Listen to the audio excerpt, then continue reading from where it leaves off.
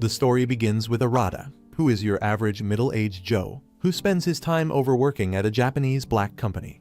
One night, he collapses on his bed after work and opens his eyes in the afterlife, where God tells him that he died from overworking too much. Despite that, he was supposed to live for a few more years, but due to a divine screw-up he ended up here before his time, so to make it up to him, God tells him to make a wish. Arata thinks about it for a moment and says that he wants to live on an island without any humans and wants a strong body that doesn't get injured or sick. The god fulfills his wish and tips him with a skill that lets him copy any magic after seeing it just once, and then sends him off to another world to live his new life. With that, Arata opens his eyes on an island in a 20-year young body and thinks about what just happened. But then stops worrying and resolves to do his best to live a peaceful life, this time, and heads into the forest behind him. While making his way through it, he realizes that his body feels much lighter and he can move way better than he ever could in his previous life. Suddenly, a rabbit jumps out of a bush and gets in front of Arata. Looking at its cute eyes, Arata feels bad for needing to hunt it for dinner, but before he can catch it, the rabbit tackles him like a bull as if it was supposed to do some damage. Seeing that its attack didn't do anything to Arata, the rabbit tries to get away from him, but Arata punches it mid-air while trying to catch it and ends up sending it straight into a tree like a racing gun. Being the goofball he is, Arata wonders why the rabbit jumped and hit its head into the tree, but figures that it must be normal in this world. After that, he bends down to grab the unconscious rabbit, but suddenly a massive wolf appears behind him ready to steal his prey.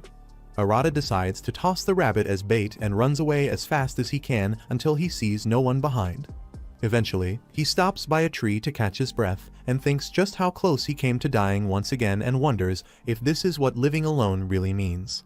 After that, Arata looks back at the forest and thinks that it's getting dark and decides to look for food and water the next day. With that, he walks back to the rocky shore and calls it a day while appreciating his new body and its stamina. At the same time, he wonders if he will really be able to survive on this island all alone, but then he looks up at the night sky, and the breathtaking scene firms his resolve, and he thinks that he would be fine after all if he can see this view every night.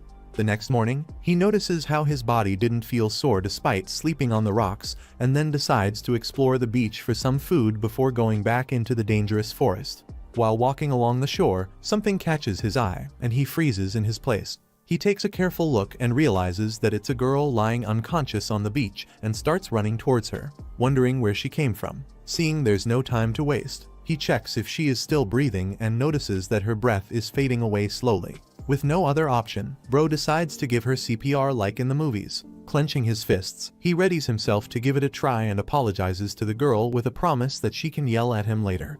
He breathes into her mouth and starts giving her chest compressions, and after a few tries, she coughs up some water and starts breathing again. He rolls back onto the sand feeling relieved before noticing that her skin tone is returning to normal. He admires her beautiful face and smiles, but then he realizes that there shouldn't be anyone else on this island.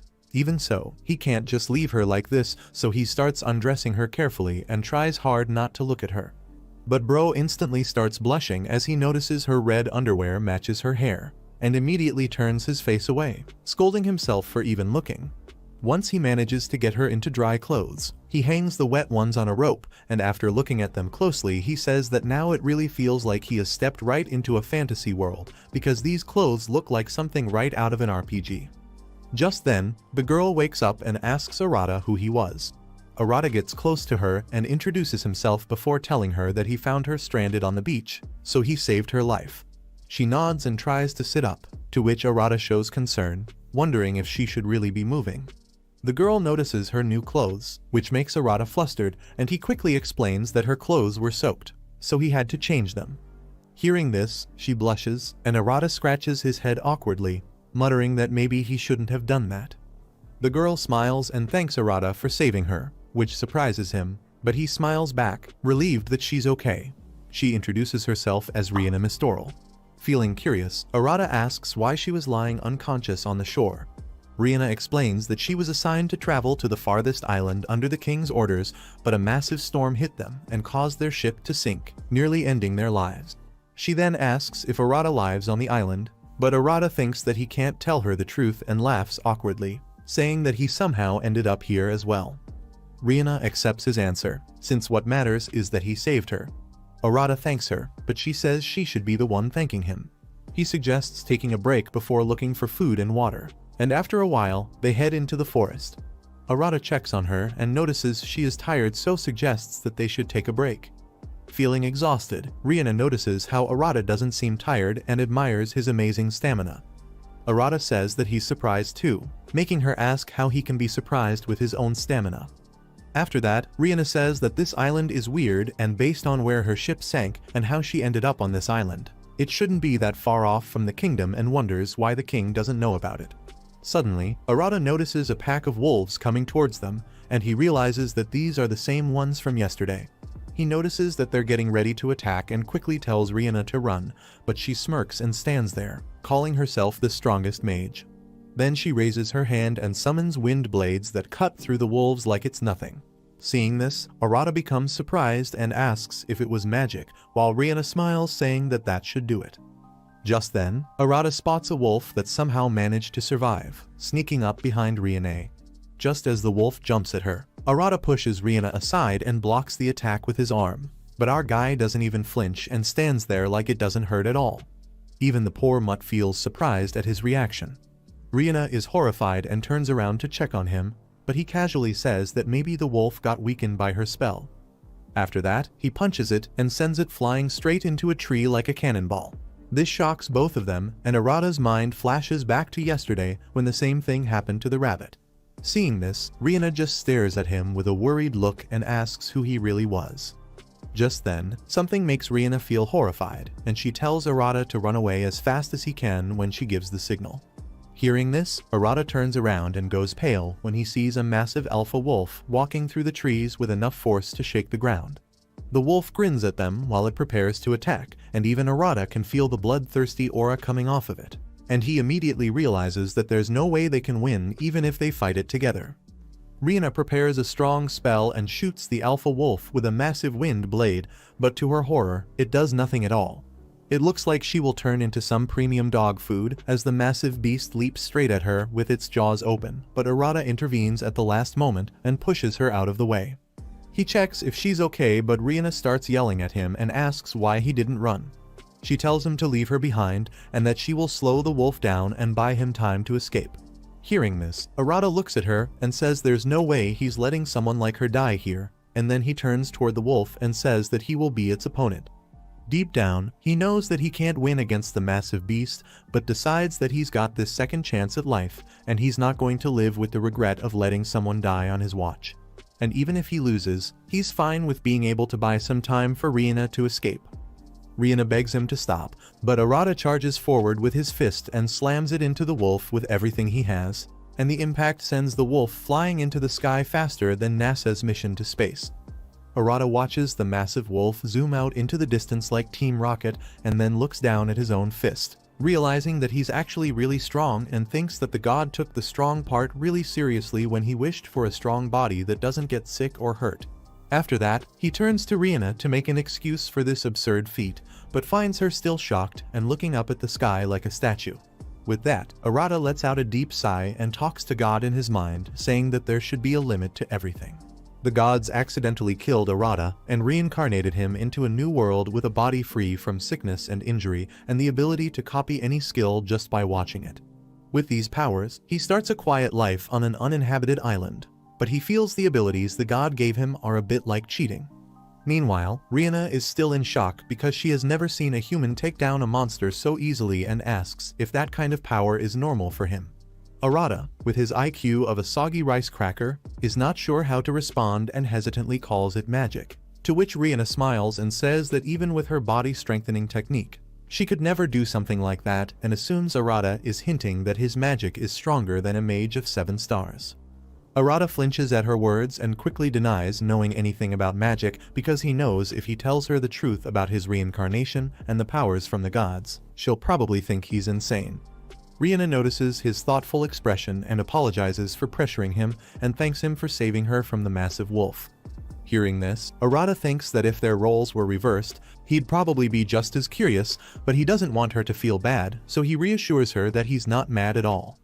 Rihanna puffs up her cheeks and asks if he sees her as a child, to which Arata quickly clarifies that's not what he meant and asks if being a 7-star mage is really that amazing. Hearing this, she glares at him, which makes Arata realize he said something dumb again.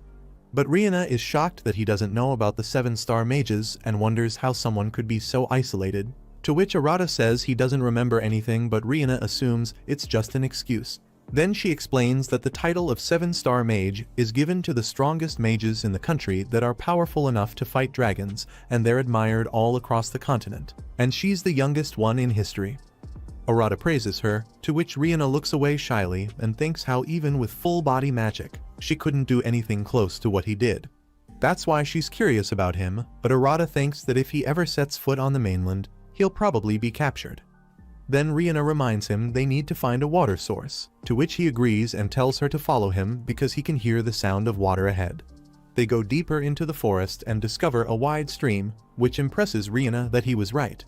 Arata kneels by the stream to check if the water is safe to drink, and after confirming it's fine, he offers Rihanna to drink it. But when he turns back, he finds her already chopping vegetables and making soup on a floating table she summoned. Arata calls out to her, to which she glares at him and asks what he wants, and our poor boy notices the focused look in her eyes that is like someone who's used to handling a knife.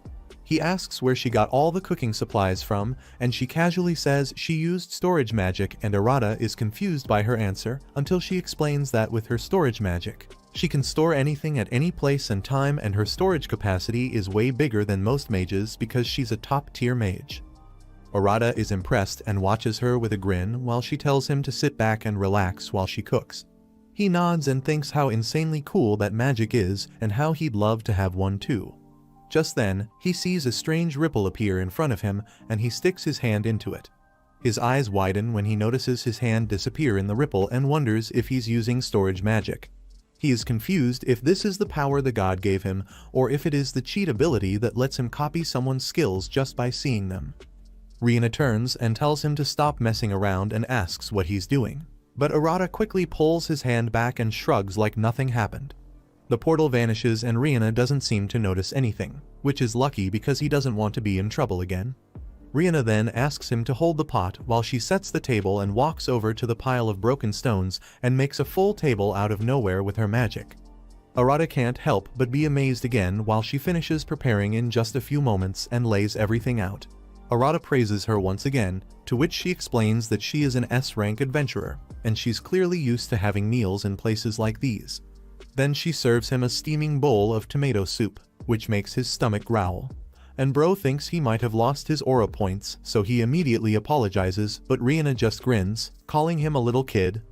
She gestures for him to sit down and Arata reaches for his chair. But then his brain starts glitching like an old CD as he sees a girl with fluffy ears and 9 tails sitting there and smiling. Arata stares at her with confusion when he realizes that she is a beast girl, and the girl leans forward to sniff the soup and then turns to Rihanna, calling her big sister.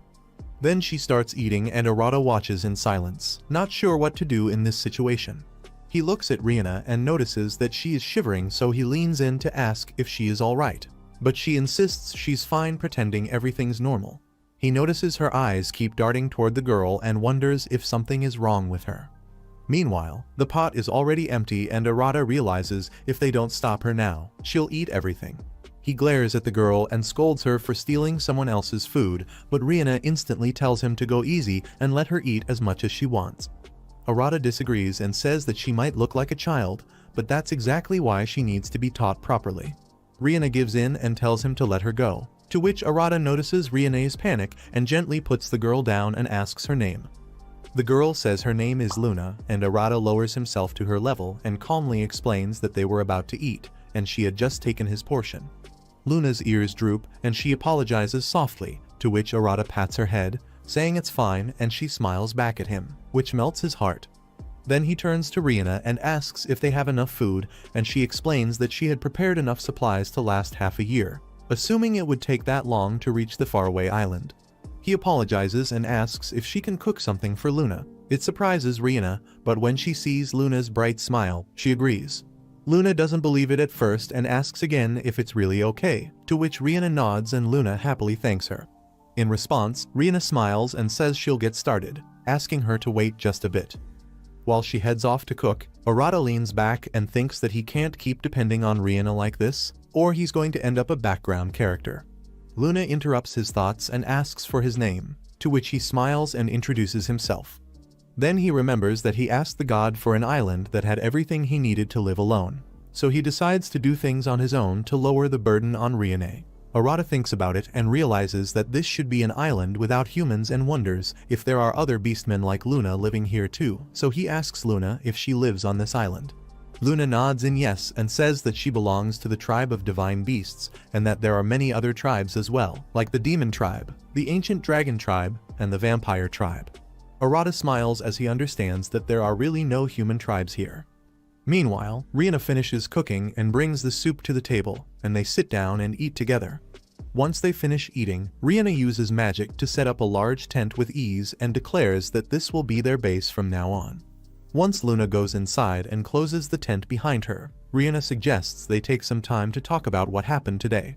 Once they sit inside the tent, Rihanna tells Arata again that she is one of the 7-star mages and explains that she was going to the faraway island to find an elixir that can make a person immortal. She mentions that she traveled here with a few knights, but she can judge from the current situation that they didn't survive. She further adds that if Luna is indeed telling the truth, then it is highly possible that this is the faraway island. Hearing this, Arata thinks about how all the tribes Luna mentioned sound serious and asks Rihanna if Luna is just an ordinary girl. However, Rihanna sternly tells him that he doesn't understand anything because he doesn't know magic, but she can sense that Luna has far more magical power than she does, which is why she was so scared earlier. Rihanna calls Luna a monster who would cause worldwide destruction if she appeared on the mainland.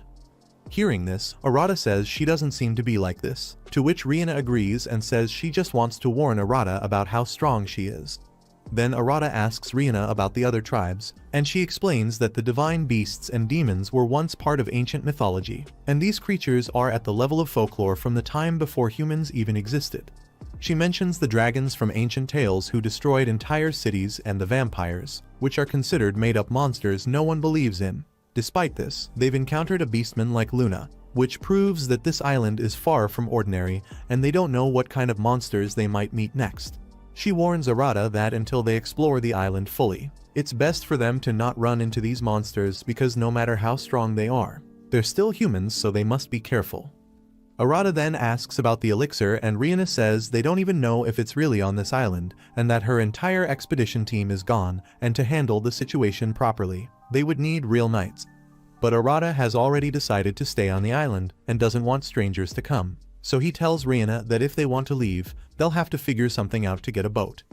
Hearing this, Rihanna says that Arata will have to work for it, to which Arata smiles and thinks how optimistic she is. But he realizes that to live peacefully on this island, he needs to cooperate with Rihanna, and since his body doesn't get injured, he won't die easily, and with his ability to copy skills, he can ask Rihanna to teach him a few things. He plans to live here for the rest of his life, but Rihanna has a different opinion, so he decides to cooperate with her as much as he can. The next morning, Arata wakes up thinking that his forever single self never imagined he'd end up sharing a tent with a girl. Rihanna is already awake and wishes him a good morning, and she notices the dark circles under his eyes, but he brushes it off and decides to wash his face by the river. He steps out of the tent and takes a deep breath and hopes today will go smoothly after everything that happened yesterday. Just then, Luna approaches and greets him cheerfully, but what scares Arata is a beastman who is standing next to Luna and clearly giving off gangsta vibes. When Arata asks who he is, the man responds by asking if Arata is an intruder on the island. Hearing that, poor Arata closes his eyes and starts doubting if today will be peaceful at all. The beastman keeps staring at him, and Arata realizes from just one look that he's incredibly strong. The man finally speaks and introduces himself as Aluga from the tribe of divine beasts. He asks Arata for his name, and after Arata introduces himself, Aluga glances at the tent and asks about the girl charging her magical power inside. He turns to Rihanna and says that if she intends to fight, he'll gladly take her on, but if she doesn't want this, then she should stop because she doesn't stand a chance against him. Hearing this, Rihanna steps out of the tent and Arata is surprised to see someone like Rihanna, who is a top-class 7-star mage, showing that kind of expression that makes him realize just how powerful this beastman really is. Arata cautiously looks at them, but before he can say anything, Luna pushes Iluga and reminds him that he promised not to fight. Iluga admits it, but says they were the ones who started it, to which Luna says it was because of his scary face and tells him about the delicious meal they offered her. Hearing this, Arata thinks that maybe Iluga isn't their enemy after all and asks what business he has here, and the beastman points out that they are standing in his territory. To which Arata quickly apologizes and explains that they have no idea how they even got here and they didn't know whose land this was. Iluga seems to understand since it is impossible for humans to reach the divine land of Arcadia. Hearing this, Arata thinks back to what Rihanna told him and realizes they must be talking about the same place. Iluga tells them to avoid doing anything harmful and stay cautious because there are demon and dragon tribes on the island who wouldn't hesitate to chase them down. Arata thinks about the dangerous species living here and asks Iluga to tell them more about the island. Iluga scowls but admits that it would be hard for them to get around without any knowledge, so he agrees to bring them a map and disappears just as fast as he arrived. Arata watches him vanish and thinks he's a good guy, while Luna smiles and says Iluga always acts tough, but deep down he's dependable and kind. Suddenly, Rihanna grabs her head and Arata quickly catches her, asking what's wrong, to which she replies that a massive wave of concentrated magic hit her and now her body is trembling. Hearing this, Arata wonders if this is something unique to mages, but it doesn't seem likely that just being around an island inhabitant would leave Rihanna like this. Luna lowers her ears, thinking it's all her fault, but Rihanna strokes her head and tells her it's their fault and it happened because her magic is weak. That cheers Luna up a little and Rihanna thinks about how Luna never blames others despite having so much power and always takes responsibility. Arata thinks the same and feels respect for her, even though she's younger than him. Just then Iluga returns with the map, but when he sees them already sitting at the table and eating, he gets furious because he spent all that time getting the map, and they're just relaxing and enjoying food. Rihanna offers him to join them, to which Iluga sits down next to Luna, and after tasting the food, he shouts across the island asking why the hell it's so delicious. Seeing this, Arata assumes it must be a beast tribe thing to shout while eating good food. After stuffing themselves to the fullest, Luna and Iluga lie down on the grass like wild boars, while Rihanna and Arata go to the river to wash the dishes. After cleaning the plates, Arata wonders about the relationship between Iluga and Luna. He has noticed that Luna looks like a fox and Iluga looks more like a wolf, so they can be blood relatives, but they act like family. Just then Rihanna thanks Arata, and at first he thinks she's talking about the dishes, but Rihanna explains she meant earlier when Iluga started threatening them and Arata stood up for her. He finally understands what she means, but to him it was a small misunderstanding since Iluga didn't turn out to be their enemy. But Rihanna never expected someone would stand up for her, so she smiles, and Arata notices a faint blush on her face, which makes his heart race. Then she suggests they should head back to the tent and Arata agrees because he is excited to ask Iluga about this island.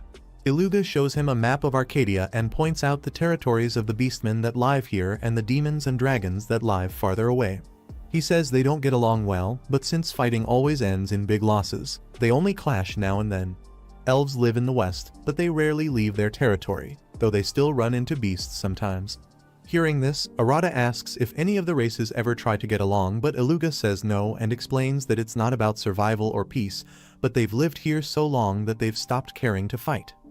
At first Arata gets afraid of having to face all kinds of powerful monsters, but after hearing this, he feels a bit more relaxed. Then he tells Iluga he wants to live on this island and asks if there's a good place to stay, which shocks Iluga, and he says there's no place here for a weak human to survive.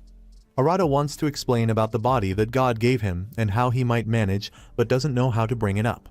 Just then they hear a loud noise and Iluga's eyes gleam, and he reveals that an emperor boar is coming.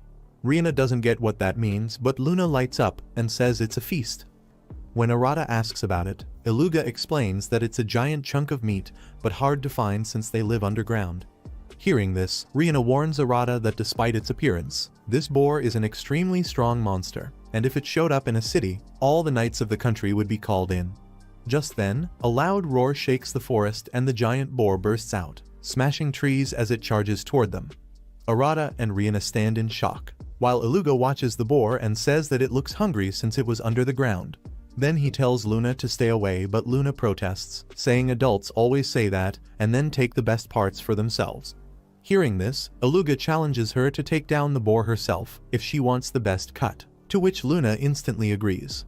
Meanwhile, the boar charges straight at them at full speed and Arata isn't sure they can stop it and worries that if they fail, someone might get hurt. He glances at Rihanna and decides to cope with it, to which she panics and tries to stop him, but Arata puts his faith in the power he received from God and thinks that if he can't stop a single beast like this, then there's no way he can survive here. Rihanna yells at him to move, but Arata stays put, and just when the boar gets closer, Arata holds it back with his bare hands with his full-on Hulk energy. Everyone is stunned, especially Aluga and Luna, who can't believe what they just saw, and Aluga wonders if Arata is even human. Arata ignores their shocked faces and yells that the meat is his, stating that in this world, it's either kill or be killed. Then he apologizes to the boar and throws a punch with all his strength, and the impact knocks Aluga and Luna off the boar and sends the beast flying high into the sky. Arata celebrates that the imperial boar is his, but as everyone looks up in silence, they realize something's wrong because the prey is gone. Arata looks up and finally realizes what happened, and they all cry over the lost meat together. Rihanna and Arata stand there and look into the distance where the massive boar has torn through a large part of the forest.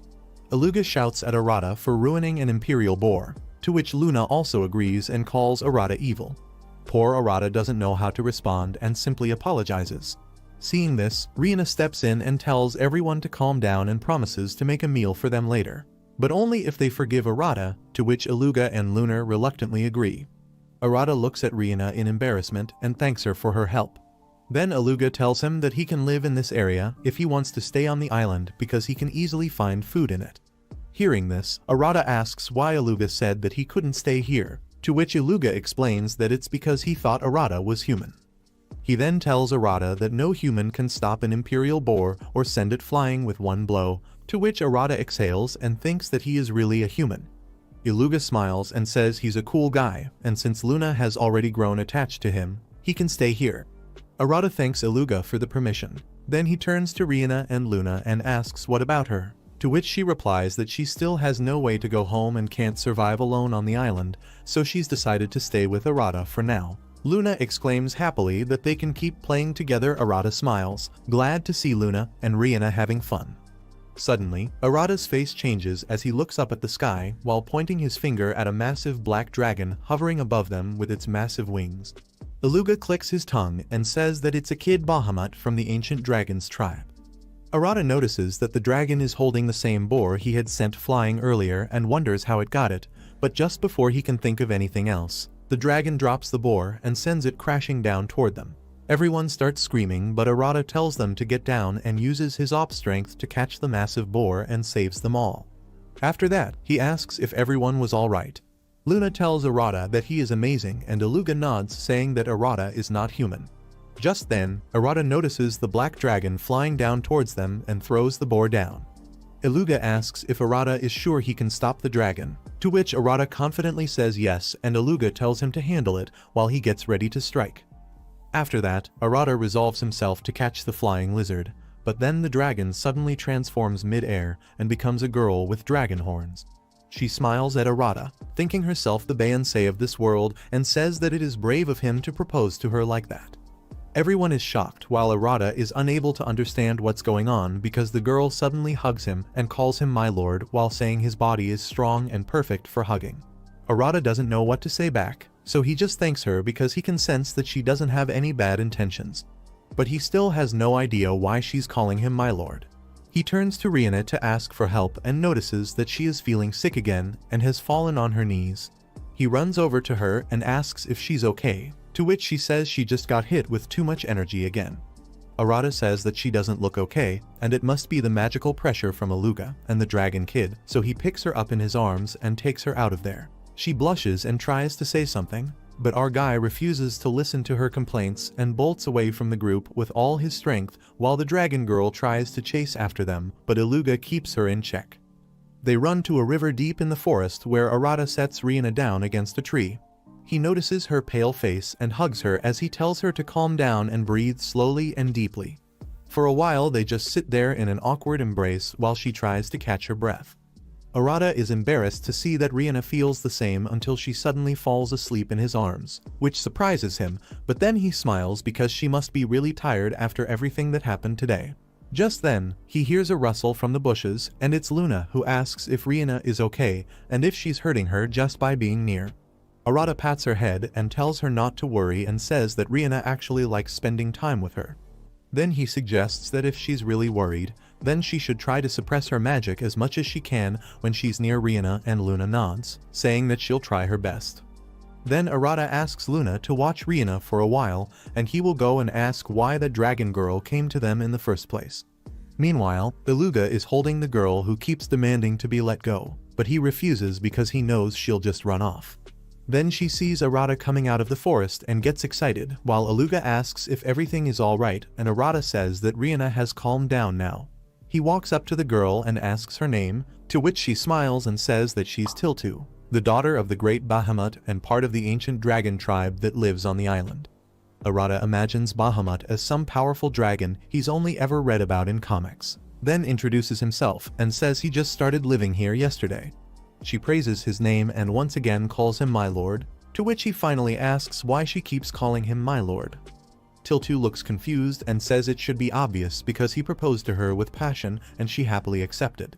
Arata is stunned because he has no idea when he proposed to her, which makes Tiltu shocked, and she asks him about the imperial boar he sent, which is a strong magical beast and in their tribe. That's how you propose. Arata realizes she's talking about that boar that fell from the sky and tells her to explain exactly what she means. She reveals that she was resting at her place when an imperial boar fell from the sky, and when she went to check where it came from, she found him. Since the female dragons only accept those stronger than them, she thought it was a marriage proposal, and she sent the boar back as a way to show that she accepted the proposal and that they would now raise a family and eat together. Hearing this, Aratai's brain short-circuits, and he realizes that it was just a huge misunderstanding and the whole boar thing was just an accident, but he still feels like it's his fault for not explaining anything. So he tells her that it was just bad timing and the boar just happened to land near her by chance, to which Tiltu asks if he never meant to propose, and Arata sadly nods. She sits on the ground and starts drawing circles with her wand and says that even among dragons she's too strong and no one ever wants to approach her, and she really thought she had found someone. Arata feels terrible because even though she's young, she seems really lonely and he doesn't want to hurt her. He looks at the boar and gets an idea, then calls out to Tiltu and says they should all eat it together. She looks at him with tears in her eyes and asks if he really means it and if he's not just tricking her to send her away. But he takes her hand and says they can all eat together like friends. Tiltu stares at him in surprise, but then she smiles and says she's a good cook. She shows him she can breathe fire, so Arata tells her to handle the roasting, and they all head back to Rihanna to ask how they should cook the boar. Tiltu shouts happily that she'll help. Arata walks into the forest and calls out to Rihanna and Luna, to which both of them wave, and Rihanna greets Beluga. The divine beast apologizes for scaring her earlier by going Super Saiyan, but she says that it's fine, and Beluga gives her a small smile and tells Arata that she's quite strong as well. Meanwhile, Rihanna looks at Tiltu and asks who she is since she didn't see her transform before passing out, to which Tiltu cheerfully introduces herself and says she's one of the strongest dragons on the island. Hearing this, Rihanna turns to Arata for confirmation, and he nods and says that she's the dragon from earlier. Just then, Tiltu hugs Arata without warning and says she's also his wife. Hearing this, Rihanna looks at Arata with questionable eyes, wondering if he is a weird lolicon. Arata panics and thinks that she probably sees him as some kind of creep now, and starts explaining everything to her. After catching up with everything, Rihanna wonders if Arata is blessed by Loki, because he keeps attracting trouble one after the other. Meanwhile, Tiltu just smiles and tells Rihanna to call her by name because they both love the same guy. Her words drop a bombshell on Arata, while Rihanna quickly says she's only known Arata for 2 days and they're not lovers. But Tiltu says that's fine because she's only known her husband for a few hours and still feels the same way. Then she asks if girls aren't supposed to want someone strong who can protect them, to which Rihanna blushes even harder and says it's not like that. Just then Luna says she feels the same way since Arata was holding Rihanna some time ago. Hearing this, Beluga decides it's time to get back to the boar, to which Rihanna agrees and heads off first, while Arata stands there for a moment and wonders just how exhausted he's going to be if this keeps up. When they reach the boar, Arata finally sees just how massive it really is. Rihanna tells Aluga she'll open the belly and he can handle the meat, and Tiltu lifts the boar at a reasonable height. Rihanna thanks Tiltu and thinks about how rough things have been since she arrived on the island. But now it's time to show her skills, and then she activates her magic and summons a flurry of wind blades that instantly slice open the belly of the beast. Aluga smiles and tells them to leave the rest to him, and then he jumps up and grabs the monster's gut and completely cleans it with a few solid blows. Seeing this, Arata says it's amazing, and Luna smiles too and tells him that Aluga is the best hunter in their tribe. Once it's done, Aluga wipes the remaining blood from his face, and Rihanna appraises his work and brings him some towels. Now all that's left is to clean the meat and begin preparing it. Arata also thanks Aluga for his help, and Rihanna asks them how they're going to eat all of it, to which Arata asks if they can do something using magic. Rihanna nods but tells him that her storage magic would keep the food from spoiling, but there's no way she could fit that much into her storage. Then Arata remembers something and suggests putting the meat into his storage magic. He closes his eyes and tries to visualize the meat from the massive imperial boar vanishing into storage and gives the command for it to fit, and all the meat disappears quickly. Everyone praises Arata's storage magic, while Rihanna stands still with a strained smile and asks Arata how he can use storage magic and how much space he actually has, because even a 7-star mage like her doesn't have that much room. Arata laughs nervously while Rihanna says she's definitely going to ask him a lot of questions later. Outside the tent, the boar is roasting over the fire and everyone waits impatiently for it to be done. Aluga says it looks incredible, and Rihanna checks the meat carefully before announcing it's ready and tries to calm them down and says there's plenty for everyone, so they should take their time. Aluga and Arata grab the biggest chunks of meat with their chopsticks, while Luna and Tiltu dip the meat into the sweet sauce Rihanna made. Arata looks at Rihanna and thinks that the piece of meat she's cooking now is the best part of the boar that melts in the mouth. He knows that at this point no one realizes just how good it really is. Arata stares at the meat and claims it as his own, but just before he can grab it, a pair of tongs smacks his hand and Rihanna tells him to share with others. The group enjoys the food through the whole day, and when evening comes, they head to their homes. Later, Rihanna and Arata sit by a fire near the tent, and Rihanna says today was hectic, to which Arata laughs and says yesterday was crazy too, but today was something else entirely. Rihanna thanks him again for saving her, and Arata admits that was probably his fault too, but says he wants to thank her for everything she's done, from making the meal to setting up the tent. Then he says he really wants to live on this island and use his strong body to protect her to prove himself useful. Rihanna looks at him with surprise and tells him that no one has said something like that to her in a long time, because most people just treat her like a tool or a monster. Arata calls it awful, to which Rihanna explains that that's the fate of the 7-star mages, and even though she's considered one of the weaker ones, she is still seen far above normal mages, and no one would ever imagine someone like her needs protection. Arata looks at her sadly, but she smiles and tells him it just proves how weird he is. She explains that if the kind of people they've met on the island show up in the human world, the entire human race would fight against them to save themselves. And Arata is already stronger than them because humans simply aren't capable of what he can do. She says that she didn't want to ask at first, but now she really wants to know who he is. Arata stays silent and thinks about the fact that they've only known each other for 2 days, and he trusts her, but still he's not sure if he should talk about his reincarnation. He is worried that she might think he's crazy or lying, and she might stop trusting him. He looks up and tells himself if she doesn't believe him, he'll just go back to being alone, but he doesn't want to lie to her. Then he turns to her and says that he is not from this world, to which Rihanna stares at him with shock, and after listening to his whole story, she realizes that he once died in another world, and after meeting a god, he was sent to this island. Arata is still not sure how she'll respond, but to his surprise, Rihanna says it actually makes sense. Arata blinks and says he's not lying and waves his hands nervously, to which Rihanna smiles and says that even if it's hard to believe he met a god, everything else about him is way too strange to be normal. She's seen him launch monsters into the air and do things no regular human could ever do, so it's easy for her to believe that he's not from this world. Hearing this, Arata sighs with relief, and Rihanna says that he's worked really hard and hopes to get along with him. Arata is shocked because he expected her to walk away, but instead she smiles, and he thanks her. It's been a full week since Arata arrived on the island, and he feels like he's finally getting used to this life. All his fears about surviving are gone, and he's already used to camping out like this. Rihanna has even started teaching him magic, and now he can use several different kinds of it. Though lately he's been wondering if he's relying on her too much, and he wants to do more so she won't have to worry much. As he walks through the forest, he hears a sound, and suddenly a rabbit runs up to him, and it seems to be the same one he met on his first day. Arata feels guilty for it, and he holds out his hands like before, and the rabbit jumps up and hits him in the stomach. Arata picks him up and strokes the little guy gently. Just then, Rihanna comes out and walks up to him with a soft smile and comments on how he's up much earlier today. Then she turns her attention to the rabbit and asks if she wants to hold it in her arms. But the little guy refuses to sit still, so Arata flicks him lightly on the nose, and the moment he does it, he notices that the rabbit suddenly faints in his hands. He panics and says that he didn't use too much force and turns to Rihanna to ask what he should do. But Rihanna looks at him and asks if he even knows what kind of rabbit it is. Arata shrugs and says he just assumed it was a regular wild rabbit since creatures like that exist in his old world too. But Rihanna stares at him and explains that this one is a calamitous monster.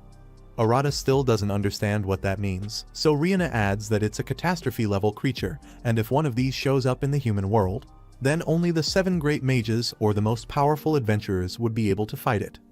Arata looks at the rabbit in his hands once again and thinks that it really seems like everything that exists in his previous world is somehow dangerously evolved in this one. And it suddenly makes sense why the rabbit stared at him so strangely before, even when it didn't scratch him. Before he can process more, he hears Tiltu charging at him and hugs him with that same clingy energy. Rihanna greets her and asks how she's doing this morning, and Tiltu cheerfully says that she came to play with my lord. Hearing this, Arata thinks about what kind of game she has in mind, and Tiltu notices the rabbit and gets even more excited and says that they're quick and strong. Luna suddenly appears and hugs Arata, but when Arata smiles at her, she blushes, and seeing this, Tiltu hides behind his back. So Arata gently asks what's wrong. Rihanna strokes Luna's head and compliments her. Seeing this, Tiltu pouts and demands the same treatment, so Arata hesitantly pats her head and she lights up with satisfaction. After that, they decide to go into the forest, and once they are there, Arata suggests a hunting competition with him, and Tiltu on one team and Rihanna and Luna on the other, and the winner would be the one who catches the most prey. Luna immediately tells Rihanna to try her best, while Tiltu shouts confidently that their team will win, and then everyone runs into the woods in opposite directions. Luna manages to catch a deer, but Arata and Tiltu struggle to find anything at all. Tiltu hears Luna praising Rihanna and grumbles, to which Arata explains that Rihanna is an SS rank adventurer and probably knows everything about hunting, but he also notices that there's no sign of any animals around them at all. Tiltu begins to brag that the animals must be too afraid of her monstrous dragon power to show themselves, and Arata thinks that's probably true, and it's not helpful for the competition. He wonders if Luna is having the same problem, unless Rihanna is doing all the work for their team. Tiltu yells that they'll lose if this goes on and insists they need to do something about it. But Arata doesn't have strong magic and doesn't know any hunting tricks yet, so he stares at his hand and tries to think. Then an idea hits him, and he quickly sits down to concentrate and thinks this is the body that God gave him, and if he really focuses, then maybe he can do something. Suddenly he hears the sound of prey, so he stands up and starts running, and Tiltu follows him. At first he thinks it's a boar again, but what he finds instead is a whole pack of rabbits sprinting through the forest. At first he thinks they're coming to attack, but then he realizes they're actually running away from Tiltu because she's a dragon, and now he can't let them escape. As the rabbits start to scatter, he quickly picks up a stone and takes many down. Tiltu also manages to grab one and proudly shouts to Arata, who points out that there's one left. He kneels to the ground and uses the earth magic that Rihanna taught him and envisions a trap, and the earth rises into a cage just as the last rabbit reaches it. Tiltu warns him that a rabbit could easily break through something that flimsy, but the rabbit doesn't attack and faints. Tiltu stares with shock while Arata walks over and asks if she's okay, to which she mutters how different he really is. After that, they return to the tent and Luna tells them that their hunt went great. Iluga is there too, and he greets Arata and says that he will take care of the game they caught. Seeing this, Tiltu hides behind Arata and tells him that Iluga called her a lonely dragon, and Arata recalls how she only talks freely to him and Rihanna but struggles with others.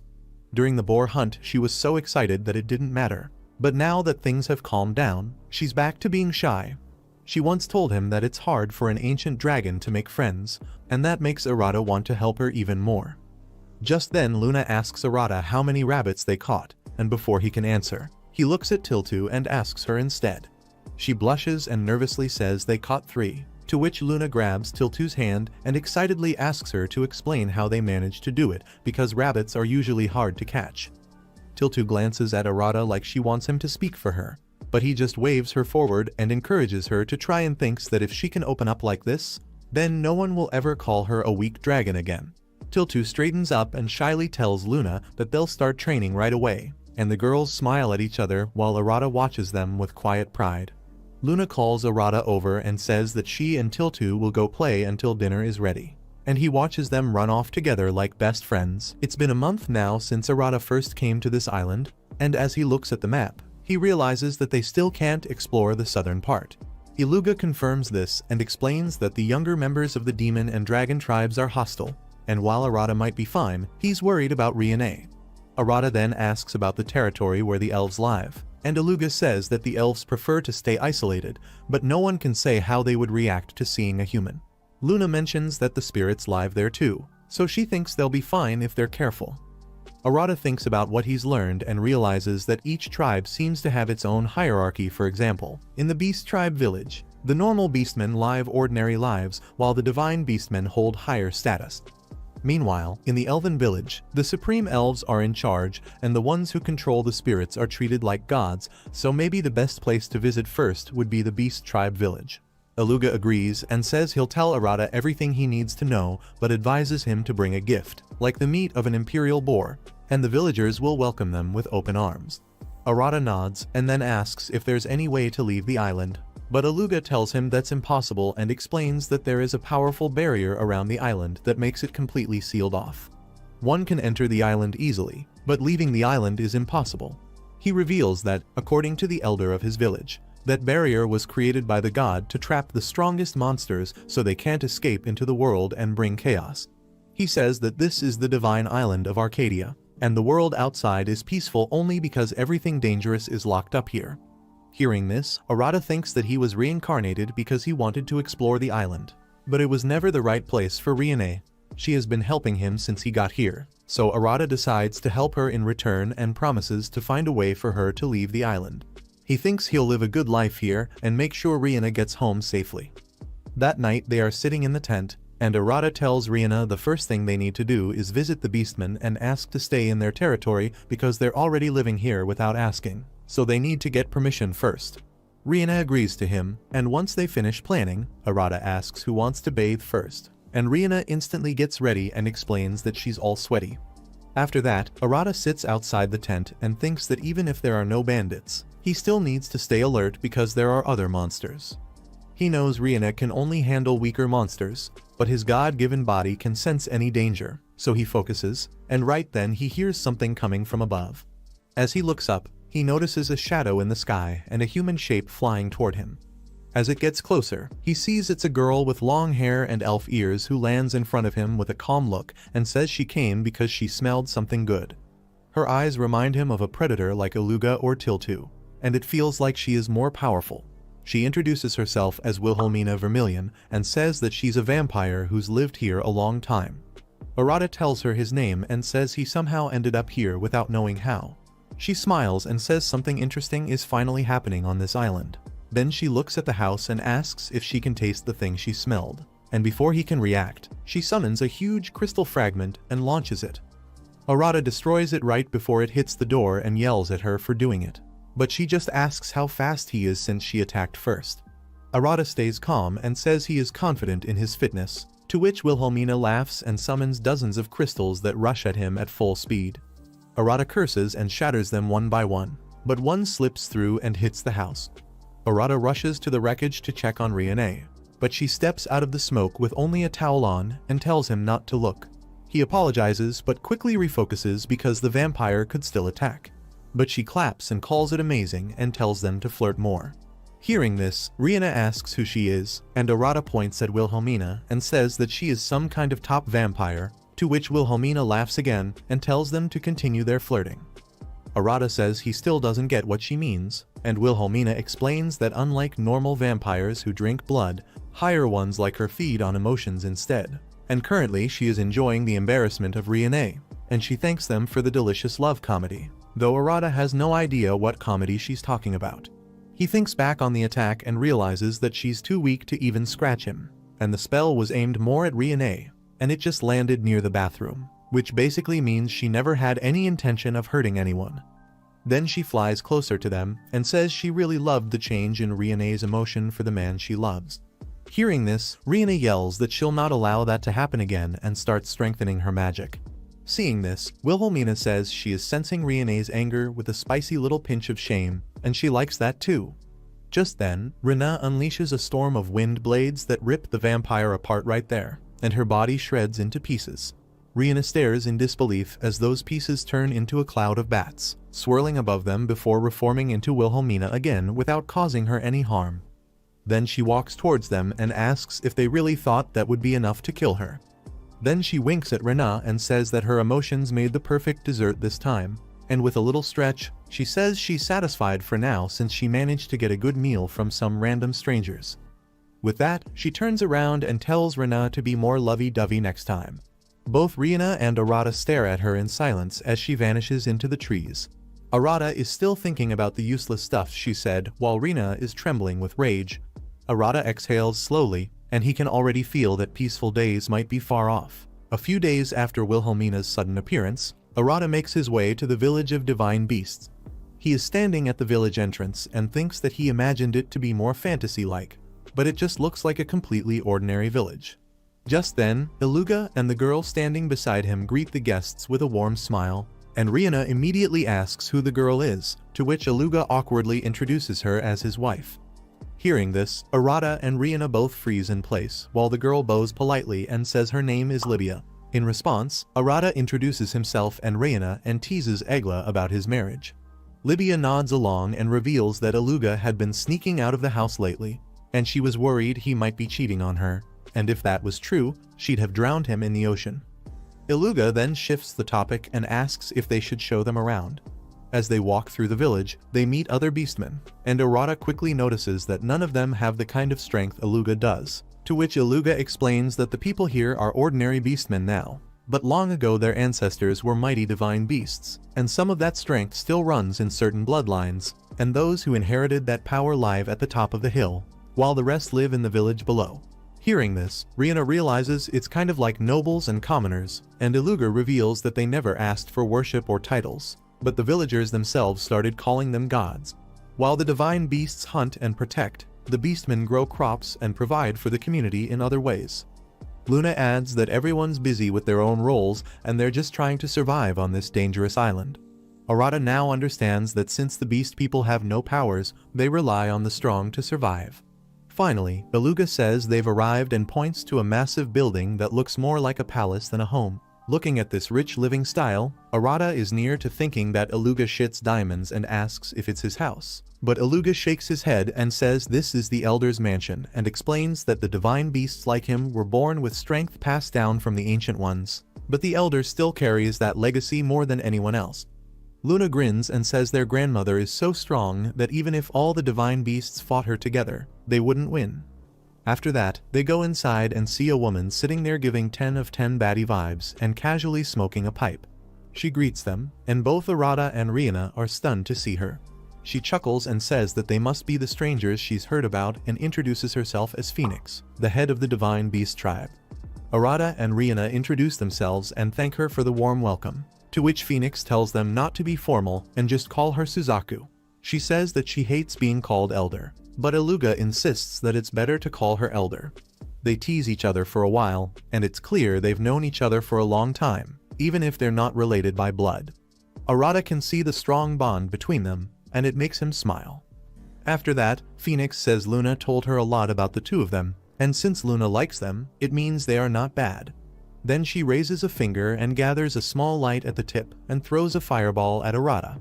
And Arata, who always thinks from his knees, touches it with his hand and it bursts into a wave of flame, which shocks everyone, but Arata just stands there casually as he holds the fire.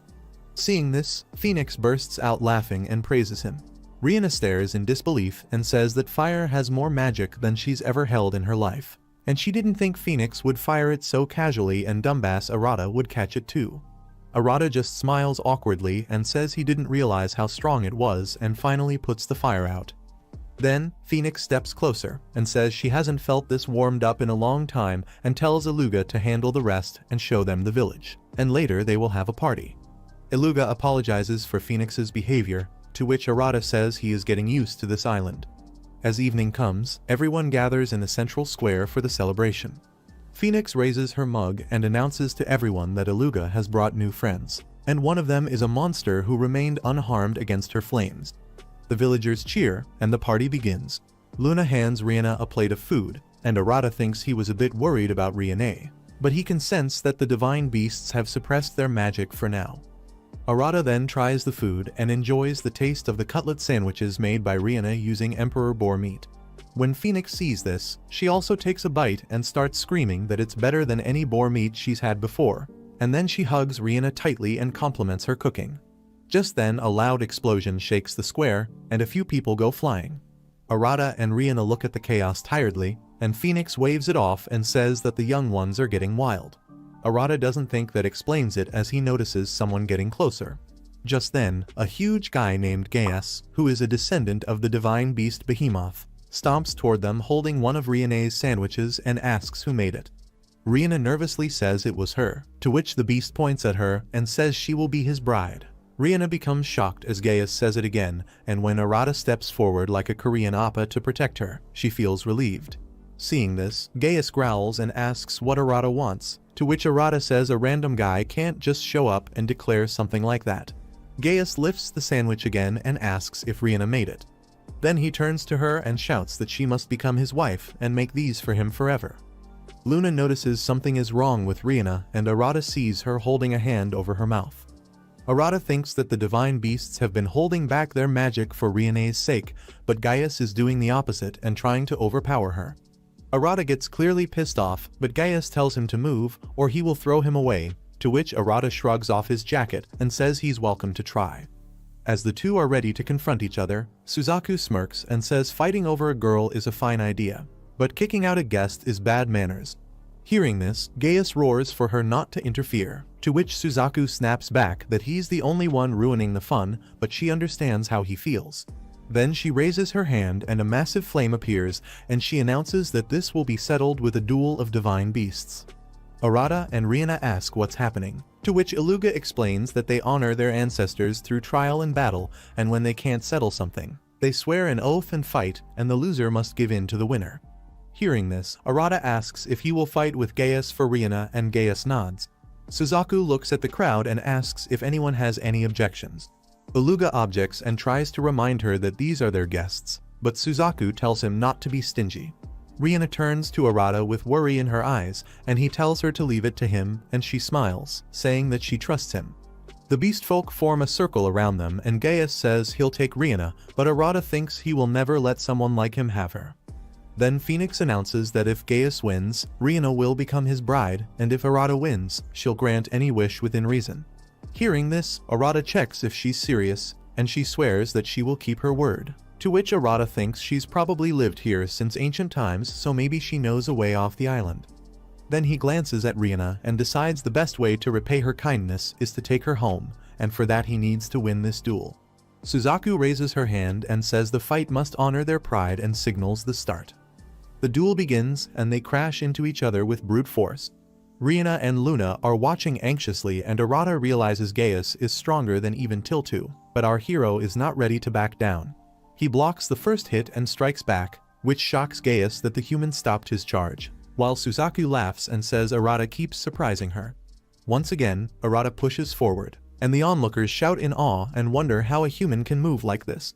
Hearing this, Arata thinks that his body is a gift from a god, and he has never trained, but he knows he must win because he has seen how afraid Rihanna was, and he can't let that slide. He shouts that it's time to end it and drives forward with everything he's got, making Gaius drop to his knees like a bull on IV drips, and declares his win. Suzaku announces Arata as the winner while Gaius stares in disbelief. Then Arata turns to Rihanna, who's already waiting with a towel and is happy that he is okay. while Arata smiles, knowing that she was worried for him. Just then, Luna hugs him, and Aluga laughs and praises Arata, saying that Gaius may not be smart, but he's the strongest here, and Arata took him head-on. Arata's confused by the compliment until he looks at the ground and notes a straight line carved on the ground, which means he didn't dodge and just overpowered Gaius. Gaius approaches again and Arata gets ready to fight, but instead Gaius holds out his hand and says he respects him and wants to be friends. It surprises Arata, but he takes his hand and Gaius asks him to have a rematch and declares that this time he will win for sure. Hearing this, the other beasts shout that they want to fight him too and show their strength. Arata groans and says that he will fight all of them at once and tosses them around one after another like old clothes, and after some time he realizes it's already morning. He exhales and sees Riina and Luna are sleeping nearby, and Aluga and his wife are also dozing off while Suzaku is resting in her. Arata finally sits down and thinks he came to say hello, but never expected it to turn into a wild episode of Keeping Up with the Kardashians. The next day Arata and Riina return from the Divine Beast village, and Arata is sleeping in a hammock when Riina walks past and thinks that yesterday was tough for him. She strokes his hair and softly says he looked cool last night, and when Arata opens his eyes, she tells him that if he sleeps now, he won't be able to sleep at night. Arata gets up and admits he got a bit carried away and stretches slowly. Then, Riina asks if he's exhausted, but Arata says he feels good and didn't realize he had fallen asleep. He thinks it's been a long time since he's rested like this because in his past life, he was always busy with work, and even when he got home, he couldn't stop thinking about tomorrow. Riina smiles seeing him so relaxed, and Arata smiles too because he really is glad he ended up on this island. Riina is happy he feels that way, and Arata thinks about how at first he wanted to live alone, but now he's curious about the island and all the creatures living here. He thinks it's more fun this way, and he no longer wants a quiet and lonely life because being with others feels more fulfilling, and he hopes for more days like this. Then he promises Riina to do his best to make sure she gets home, but she looks at him in confusion. Arata asks if she doesn't want to return, and Riina says nope. Then she reminds him that he said he wanted to stay on the island, so she just assumed that she would stay there and support him. Hearing this, Arata realizes she's never once said she wanted to go home and hasn't even tried to find a way off the island, so maybe he's been worrying about it all on his own. Feeling embarrassed, he decides to find a spot to bury himself, but Riina quickly tells him to stop being ridiculous. Later that evening they sit at the table, and Arata admits that he misunderstood her and suggests that they should talk properly about what comes next, to which Riina asks why he thought she wanted to leave. Hearing this, Arata says she came here on a royal mission and got shipwrecked, so he assumed that she wanted to return. She admits that's true, but says she never told him the full story. When Arata asks about it, she begins to open up and tells him that she was an orphan until she was found by her first teacher, the first archmage among the 7 stars, who took her in and made her his apprentice. He seemed to be inspired by Monkey D. Garp because her training was just as brutal as Luffy's. She was abandoned in a monster-infested wilderness and had to survive using only magic, so she pushed herself until she collapsed from exhaustion. She tells Arata that she feels sick from even thinking about those days, but that's how she became one of the 7 archmages. Arata sees her getting quiet and asks what's wrong, to which she hesitates for a moment before admitting she never told him that she came here under direct orders from the king to search for the elixir of immortality, but it was all a trap. She reveals that after she reached the rank of archmage, an ugly duke from her kingdom asked her to become his dedicated magician. But she refused to serve a noble because she had the power to stand on her own. However, the duke didn't see her as a magician and only saw her as a woman he wanted to possess. After she rejected him, he turned the kingdom against her and used his influence to crush her and even threatened the orphanage she grew up in. They left her with no choice, so she took advantage of a standing royal order to find the elixir of life and escaped to this island to get away from them. She knows that after the shipwreck they probably assumed she had died and let go of the orphanage, but she's exhausted from everything. Arata looks at her and thinks that she gave everything to magic, pushed herself harder than anyone, and earned her place among the strongest. But despite all that, no one saw her accomplishments but only saw her as a woman, and on this island, no one even knows what it took for her to get here, and no one will reward her efforts. He tells her it's heartbreaking that she worked so hard to become an archmage, and now it doesn't matter, to which Rihanna gives a tired smile and admits she never even wanted to be a mage and only wanted to become like the kind sisters at the orphanage. But her teacher told her that if she became a powerful mage, she could do more good for others, so she tried her best. Hearing this, Arata says that must mean she doesn't want to go back to the continent, to which Rihanna agrees and tells him not to worry because Luna and Tiltu are kind, and she's become friends with Aluga too. She declares that she wants to live a new life here instead of returning back. Arata smiles and reaches out his hand, saying that they'll live together from now on. Rihanna takes his hand, and Arata feels there's no need for words, just a quiet promise between equal friends to walk forward side by side, and he knows it means a lot to both of them. A few days later, Arata gets up and decides to go for a walk and turns to Rihanna to ask if she wants to join him. But she's already standing there with a thick book in her hand and says she wants to spend the morning reading a magic book instead. Arata recognizes the book Wilhelmina brought as an apology for laughing at them and breaking the bathhouse. But Rihanna isn't impressed because she didn't see any remorse in Wilhelmina's face. Then she says giving something precious away so easily, no matter what someone says, means something. Arata wonders what's actually inside the book, and Rihanna says it contains a type of magic that's considered mythical, and as an archmage, she's curious. Arata teases her and says how she once said she just wanted to help others and didn't want to be an archmage. Hearing this, Rihanna says this is different, to which Arata replies that if the book helps protect her, then it's worth it. After that he decides to go for a walk and steps out of the tent. Just then he feels the ground trembling and wonders if something is running.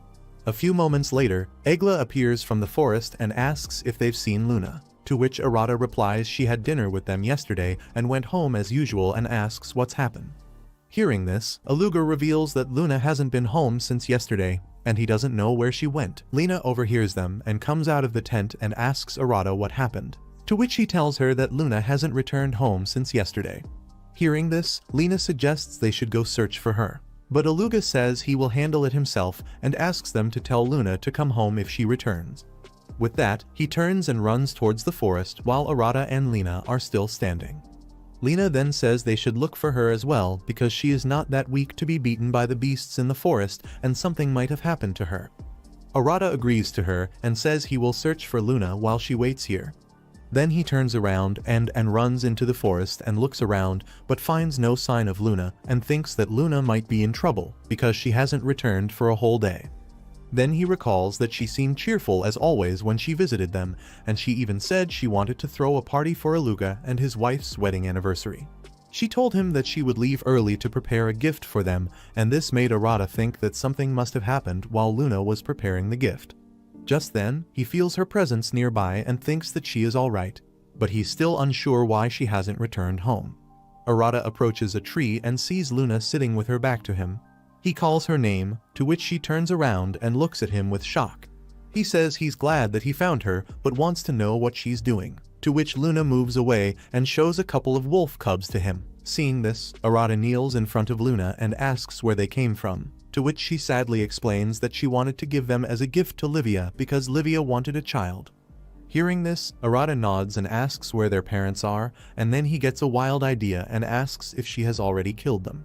However, Luna shouts that she didn't and reveals that when she got there, they were already dead. Hearing this, Arata tells her to calm down and explain everything to him since he doesn't blame her. She explains that after saying goodbye to Arata, she went in search of a gift for the anniversary and hoped to find a stray wolf cub, but she found these instead. She recalls that the mother of the cubs was being attacked by a bear, and she tried to drive it away and save the cubs, but the mother wolf was too wounded and died soon. Then Luna says she tried to pick up the cubs so other monsters wouldn't attack them, but the cubs didn't want to leave. She even buried the mother wolf and tried to explain to the cubs that their mother had died, but they didn't understand and refused to leave, and she was afraid they would die if left alone. Luna tells him she has been protecting them this whole time so they wouldn't be attacked. Arata pats Luna on the head and tells her she did a great job and asks what she plans to do next. Luna says she will try talking to them again once they wake up, and Arata asks if they can understand her, but Luna admits she's not sure. She explains that the cubs are blood wolves and will become very powerful when they grow up. Hearing this, Arata thinks that if the cubs become too strong, they might become dangerous and harm Lena, so it might be better to get rid of them. Just then, the cubs wake up and Arata watches one of the cubs turn toward him. The cubs then turn away and run into the forest, and Luna tells Arata that they've stopped at their mother's grave. The cubs sniff the ground and lie down on it, which Arata thinks means they already know they will never see their mother again, which means even monsters feel the pain of loss. Arata kneels beside Luna and asks if she can raise them, to which Luna confidently says that she'll teach them everything. Hearing this, Arata says they should let them say goodbye first, then take them home, and Luna nods. Just then, Aluga appears behind Arata and says he has already found Luna, to which Arata apologizes for not telling him. Hearing this, Aluga looks at Arata with Luna and the cubs sleeping on him and says he can see he couldn't leave. Aluga sits beside them and tells Arata that he can explain later. Then he asks if Luna gave him any trouble, to which Arata explains that Luna barely slept all night, so he wants to let her rest, though they shouldn't stay much longer. Aluga says it's fine because Livia won't get angry at Luna, but she will only be mad at him. Arata then praises Aluga, to which he blushes and says it is a bit uncomfortable to hear praise from another man, but his wife would erase his whole existence if a girl said these words to him. However, Arata assures him with a fake smile that Livia loves him. Just then, they note that Luna is finally awake and spreading her arms towards Aluga, to which he picks her up on his back and starts walking towards home with Arata. A week after Luna took the cubs, they named them Kur and Gar because of the different sounds they make. Arata says that they have started communicating with the beast folks and getting their help in many ways, so their lives are becoming more civilized. He comes out of his thoughts and tells Lena that they need to build a house because it might be hard for her to be in the same room with a guy all the time. However, Lena replies that she doesn't feel that way. Then she instantly realizes what he meant and says they should build a house where everyone has their own room. Hearing this, Arata explains that he plans to build 2 houses, to which Lena says they'll have to prepare a lot. The next day when Tiltu hears this, she says that it's fine if her husband is building a house where he'll live with another girl, but she also wants a room in the house. However, Arata gives her a "I'm so done with it" look, to which she scolds him for his bad attitude and explains that building a house for 2 would be like creating a love nest, and she also wants to live with him in that nest. Hearing this, Lena approaches with the house plan and says that they can add another room because the elder gave them free reign over the land and they can build a larger house. Just then, Luna shouts that she'd also like to have a room in the house and Lena agrees. A week later, Arata and Lena are standing in front of a 2-story house surrounded by a fence. Arata looks at the house and says he didn't expect it to be so easy to build, to which Lena explains that everything worked out quickly because they used magic and he was there to help reinforce everything. She then points towards the wall that they made using his earth magic and says that it's now strong enough to withstand Tiltu and Gaius blows. Hearing this, Arata says that it should be able to do that at the very least, or else it won't be able to protect them, while remembering Miss Vampire's mischievous attempts to force them into a rom-com and the massive boar that might charge into the building and destroy their house. Lena agrees and says he still did most of the work, so he should be proud of himself. Then she says they only managed to finish the outside of the house, so they still need to clean the inside. They enter the house and discuss setting up a dining table where they'll have dinner together. Arata explains that Tiltu likes to sleep higher up, so they will make her room like a loft, and underneath that is Luna's room, and the magic in the walls absorbs shocks, so it will block the sound of Tiltu's movement. Arata then looks at the neighboring doors and says they have prepared 2 spare rooms for the guests and he and Lena will live next door. Lena then says it will soon be dark, so it's better to sleep in the tent for now and arrange the furniture later. They get inside the tent and Arata thinks that tonight will be the last time they sleep there and remembers the first night when he slept there and his forever single self was so nervous being in the same tent as Lena. He gets sad when he thinks that they'll move to the new house tomorrow. Lena looks at Arata's sad face and says that they can sleep in the tent anytime if they want. Hearing this, Arata smiles and thinks that moving out of the tent cannot change their relationship because they've already become like a family. Then he says they can sleep together anytime, to which Lena nods with a blush. The next day, Arata is standing in front of the house and says they are done organizing the inside of the house. Just then the doorbell rings and when he opens it, Tiltu storms in and hugs him. Luna and Elga are also standing there and congratulate him on the new house. Just then, Suzaku appears and says she heard they built a house and decided to come and give him a prize. Hearing this, Arata says he doesn't understand why they're going to reward him. Suzaku explains to him that she promised to do anything for him when he went against Gaius in Divine Beast Wrestling. Hearing this, Arata recalls her words and thinks that back then, he wanted to help Lina return to the continent, but it became unnecessary, so he forgot about the promise. Just then, Suzaku raises her wings and says she has come up with a wonderful idea for how to reward Arata. Arata looks up and sees Suzaku in the middle of the sky and transforming her body. She turns into a whirl of flames and transforms into a phoenix. Then she waves her tail and looks at Arata with an eagle-like gaze. Seeing this, Lina says that she has never felt such mystic power from any magical beast on the continents, while Arata thinks she is the most powerful creature on the island. Suzaku then flies up to surprise Arata and says she wants to give them the right to ride on her back to look at the island from the outside. This shocks everyone while Suzaku explains that she rarely allows this, but she is offering it to Arata because he entertained her. After that, Arata and Lina get on the phoenix and Arata thinks that the bird isn't hot at all and he can feel a holy aura around it. Arata looks at his grumbling friends and asks Suzaku if she can give a ride to all of them. Hearing this, Suzaku says only Arata would say something like that because she's like a god to other people here. Arata grins mischievously and says she probably can't carry everyone, to which Suzaku agrees to give everyone a ride. However, Elga is still unsure, to which Suzaku explains that she promised Arata she would do everything for him. Hearing this, Luna sits on Phoenix's wings and everyone else also boards. Phoenix then flaps her wings and shoots into the sky at lightning speed.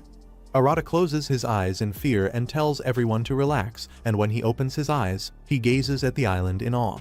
Lina looks surprised and says the island is incredible.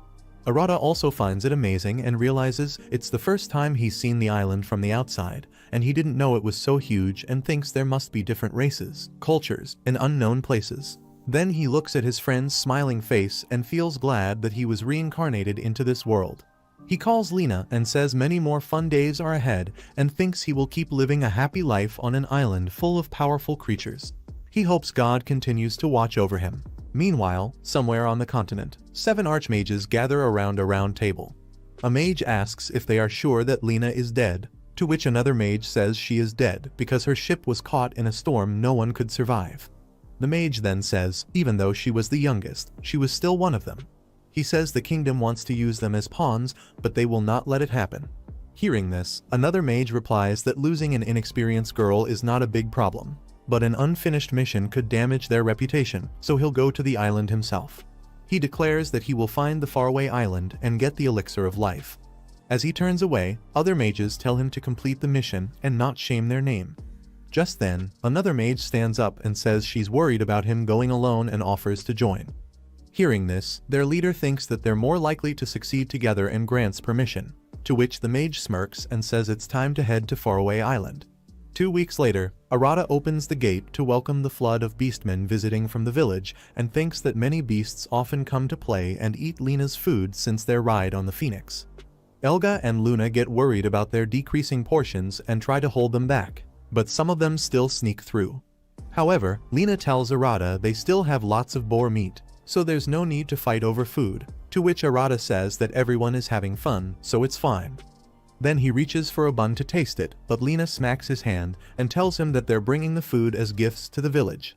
Then she shows Arata a bowl of spices she got as gifts from divine beasts and says beastfolk spices are very different from those on the continent, and she can use these for new recipes. Hearing this, Arata tells Lina that beastfolk have something like soy sauce, which he loves as a Japanese, to which Lina asks if there are similar seasonings in his world, and Arata explains a few dishes that pair well with soy sauce. He reveals that he knows only a little about it because in his past life, he often relied on ready-made meals, to which Lina says she'll ask Livia for help. Arata thinks he is excited to taste miso soup and relax on this beautiful island. Lina then asks if people can relax in their homeland, to which Arata says they can, but not always. He explains that people don't fight there because there are no monsters, but all the modern comforts eventually make it hard to truly relax. Lina says if he means phones, she doesn't get it because being able to talk to people from far away is convenient. Hearing this, Arata says phones are useful, but knowing someone can reach you anytime makes it hard to relax, to which Lina agrees and says if her mentor could contact her anytime, she'd never get a break. Lina looks at the prepared food and says they're ready to go to the village, but wonders what they'll do next, to which Arata mentions they rarely eat fish, and Lena explains they mostly gather plants or hunt monsters, so she rarely cooks it. Arata tells her there's a river in the forest where they can catch fish to add variety. Lena agrees and suggests they go to the sea for now. As they reach the shore, Lena feels the breeze and says it's been 2 months since she met Arata. Hearing this, Arata remembers giving her CPR and thinks this is where he first found her and wonders if he hadn't met her here, his life would be very different now. Just then Lena asks if everything is okay and Arata explains that in 2 months his way of thinking has changed a lot. Hearing this, Lena says she understands he's referring to living alone in the wilderness and explains that after spending every day together, she's starting to understand him better. Then she says they need to figure out how to catch fish, and Arata suggests they start by making a fishing rod. Just then they notice people lying on the shore and Arata rushes to the man and checks that he is alive. Then he tells Lena to help the woman and starts blowing air into the man's mouth, and the man starts coughing up water. Seeing this, Arata says the man is okay and asks Lena about the woman's condition. Lena charges her lightning magic and directs it at the woman. Arata's brain fuses when he sees this and asks what she's doing. Lena explains she's performing CPR and Arata shouts that her method could kill the girl. Hearing this, Lena says that this type of resuscitation is normal for reviving wizards, though the success rate is low, but it's still the usual method. Arata shouts at her to stop and says that the girl is already dead, but Lena says she is alive, and just then the girl spits water and stirs a bit. Lena looks down at them, and she would have been okay with them just dying here, to which Arata asks if they are her comrades. Lena nods and adds that she'd prefer never to meet them again. Then she looks at the guy and explains that he is Zelos, grinder of destructive flames, and the girl is Merlin, who has water magic. She says they are ranked 6th and 5th among the archmages and of a higher rank than her. After that, they take both of them to their house and Arata is glad that they made a guest room where they can make them stay. Lena then tells Arata that they are higher ranked than her and have been practicing magic for over 20 years. Hearing this, Arata looks at her in surprise and says the magicians don't look old at all, to which Lena explains that powerful mages can control their age through magic, and she is sure that both of them are over 50. Arata's eyes widen in shock, while Lena says she joined as a newcomer. But no one welcomed her, and there was no real camaraderie in the group. She reveals that everyone only cared about raising their own rank, and because of that, she never felt any attachment to them. She says if she were stronger, maybe none of this would matter, to which Arata tells her that it doesn't matter here anymore because no one on this island knows about 7 great mages, and she's just Lena here. Just then they hear a sound and step inside the room to check on the mages. Arata asks them about their well-being, to which they look uneasy and glare at him. Arata understands their reaction and thinks he'd be just as cautious if he were in their place. Just then Merlin glances at Lena and is surprised to see her alive. After that, they sit at the table and Arata asks them to introduce themselves. Merlin bows to him and thanks him for saving her. Zelos also bows reluctantly and thanks them. Seeing this, Arata wonders if they're really as bad as Lena described.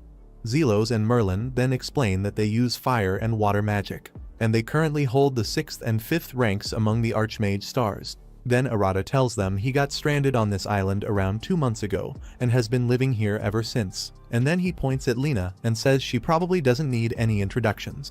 Zelos nods and admits they had been sure Lena had already kicked the bucket. Just then, Merlin asks what island they're on and Arata imagines the strange creatures that live here and gets up thinking that even if he explained everything, they probably wouldn't believe him. He tells Lena to explain it all and says he needs to step out for a bit.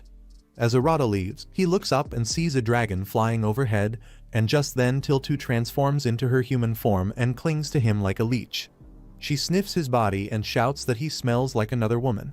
Arata sees the anger in her eyes and explains everything. Hearing this, Tiltu says the island is sealed with a divine barrier created by God, so visitors from the outside are extremely rare and adds that even Arata's arrival is already a major event. She says that never before in the island's long history have so many outsiders appeared at once and guesses that something must be happening to the barrier. Arata recalls that Elga has already told him about this. Tiltu says even they can't go against the power of a god, and Arata thinks about the island again and realizes they might be talking about different gods entirely. He also knows that powerful beings are locked within the island, so the barrier around it must be incredibly strong, and if a flaw appears in that barrier, only a god could repair it. Then he asks Tiltu if it's that bad if the barrier is breaking, and Tiltu replies that it's not all terrible because they never cared much for the outside world, and she doubts many creatures would want to leave to destroy the outside world. Arata knows that some might still try to cause trouble, but if things go out of control, he'll try to stop them. Then he says there's no point in worrying about the barrier for now and it's time to go home and eat. Tiltu agrees with him and Arata walks over to the magicians and asks if they're done talking. Zelos is about to speak when he looks at Tiltu on Arata's back and quickly takes up a defensive stance. Arata sees them shaking in fear and hears them ask what kind of monster he's carrying. Zelos says that the beast they fought is like a baby compared to this one and she has terrifying magical power. Arata assures them she is not that dangerous, but Tiltu unfolds her dragon wings and begins releasing dark energy. The magicians' hearts hit 404 real quick when they feel her evil and overwhelming power. Arata asks Tiltu what she's doing, to which she says that people are finally starting to fear and respect her. Arata glances at the frightened magicians, then turns to Tiltu and says he can't stand girls who act like that. Hearing this, Tiltu suddenly takes a U-turn, shakes hands with the magicians, and welcomes them to the island. She assures Arata that she will get along with the magicians just fine. Arata smiles at Tiltu and tells her that since they're Lena's acquaintances, she should be friendly with them. Merlin is still tense as she watches Arata hugging the dragon and turns to Lena and says she has never seen anything like this before. Hearing this, Lena explains that she tried to tell them about the island, but they didn't believe her. Zelos points at Arata and says no one in their right mind would believe such a story. Arata then asks what they plan to do next and Zelos explains that they plan to build a base and explore the island gradually. Merlin says if the island is really that dangerous, they will need to be cautious. Arata suggests that they should help them, and Lena says they have a small tent she can give them. She also says she will provide a small amount of food, but after that, they'll need to learn how to survive on their own. Hearing this, the magicians bow and thank her, to which Lena says she won't be able to sleep knowing her friends might die out there, but that's all she can do. After they have gone, Arata notes that the magicians have decided to settle further away, and Lena explains it's because they feel uncomfortable because she showed them mercy even though she's ranked lower. Arata tells her to take it easy and says that at least they have new neighbors now. Lena sighs and says only Arata could treat high-ranking magicians so casually, and she remembers how he said no one knows who she is. Then she smiles that her title of Heavenly Great Mage doesn't matter on this island. Just then, Tiltu says they should go hunting and Lena replies that if they bring good ingredients, she'll cook something delicious. Tiltu laughs and says they won't disappoint her, and Lena wishes them luck as she watches them go. Then she heads to the house and says she'll start dinner preparations. That night, Arata tells Lena that he didn't sense new guests while hunting in the forest and wonders where they went. Lena replies that after she gave them the tents, they headed toward the river and this shocks Arata because the river floods when it rains. However, Lena says they'll be fine since Merlin is the best water mage on the continent. She reveals that the magicians understand how dangerous the island is, and that is why they chose a place where they can do their best. She says only one person she knows could defeat Merlin on the shoreline. Then she looks at Arata and says he's the only one who could beat her because his power goes beyond reason. After that, she leaves to take a bath and Arata thinks Lena might be an incredible mage, but she believes they're stronger than her. He thinks he doesn't know what the future holds, but hopes he can become friends with the new guests. Just then, Will appears in the sky and says they'll have fun again. She stands on the wall and Arata notes her strange outfit and asks why she came at such a late hour. Will replies that only he and Luna talk to her like that and asks why he built this strange wall. Arata tells her that it was a necessary barrier to stop monsters like her from attacking the bathhouse while someone was inside. However, Will says she already found a way in and Arata says she did since she can fly. But he won't let her destroy the house or wall. The vampire smirks and creates a magic stone and says she'll give it a try. Then she enlarges the stone and points it at the wall. Arata watches as the flying stone crashes and shatters without doing any harm. Seeing this, our Riz god smiles proudly and thinks it was worth it to pour so much magic into the wall. He grins at the annoyed Will as she asks how much magic it took to make it that strong. Arata notes that Will is only interested in Lena and realizes that Will always appears at the moment when Lena is taking a bath. Then he asks Will if she is using a wiretap spell, to which she says she doesn't know what he means, but she uses farsight magic. She explains that she only comes to embarrass her, and normally she would have just destroyed the bathroom wall without hesitation. Then she tells the surprised Arata that she recently sensed new people arriving on the island and asks if anyone from their race has shown up. Arata admires her sharp observation, while Will explains that strange things started happening to the island's barrier before they arrived. She says she felt a disturbance recently, so she decided to visit, and Arata thinks she might actually be worried about them. However, Will says she wants to hear everything and wickedly mentions that she now has new toys. Hearing this, Arata realizes she's up to something weird again, to which she whispers she is getting interesting ideas. Arata asks her not to cause trouble, to which Will carelessly says it's not her problem. Arata thinks back to when they first met and realizes that Will doesn't believe it's wrong to embarrass others because her worldview is different from humans, and he admits that he accepts that part of her. Will then says that they might seem similar, but they're different, and explains that each species has its way of life. She says it's a mistake to assume they can truly understand each other. Hearing this, he thinks she might be right because even humans have greatly different thoughts and beliefs, and if they are from different races or live in different regions, the differences grow even more. And those who live on this island are far more individualistic than humans, and the island is full of self-willed beings. Then he smiles and says they can still get along, and Will agrees and says it's possible because they share a common language and they're able to feel compassion for each other. Then she holds out her hand to Arata and says that even if they're from different races, they can still be friends.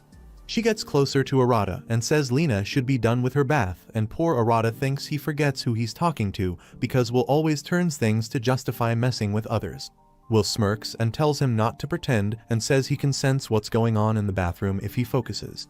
Arata imagines Lena naked and hears Will say that he could even see her getting dressed in his mind. She adds that it's a normal reaction for a guy, and embarrassed Arata stands up and angrily says he would never do that.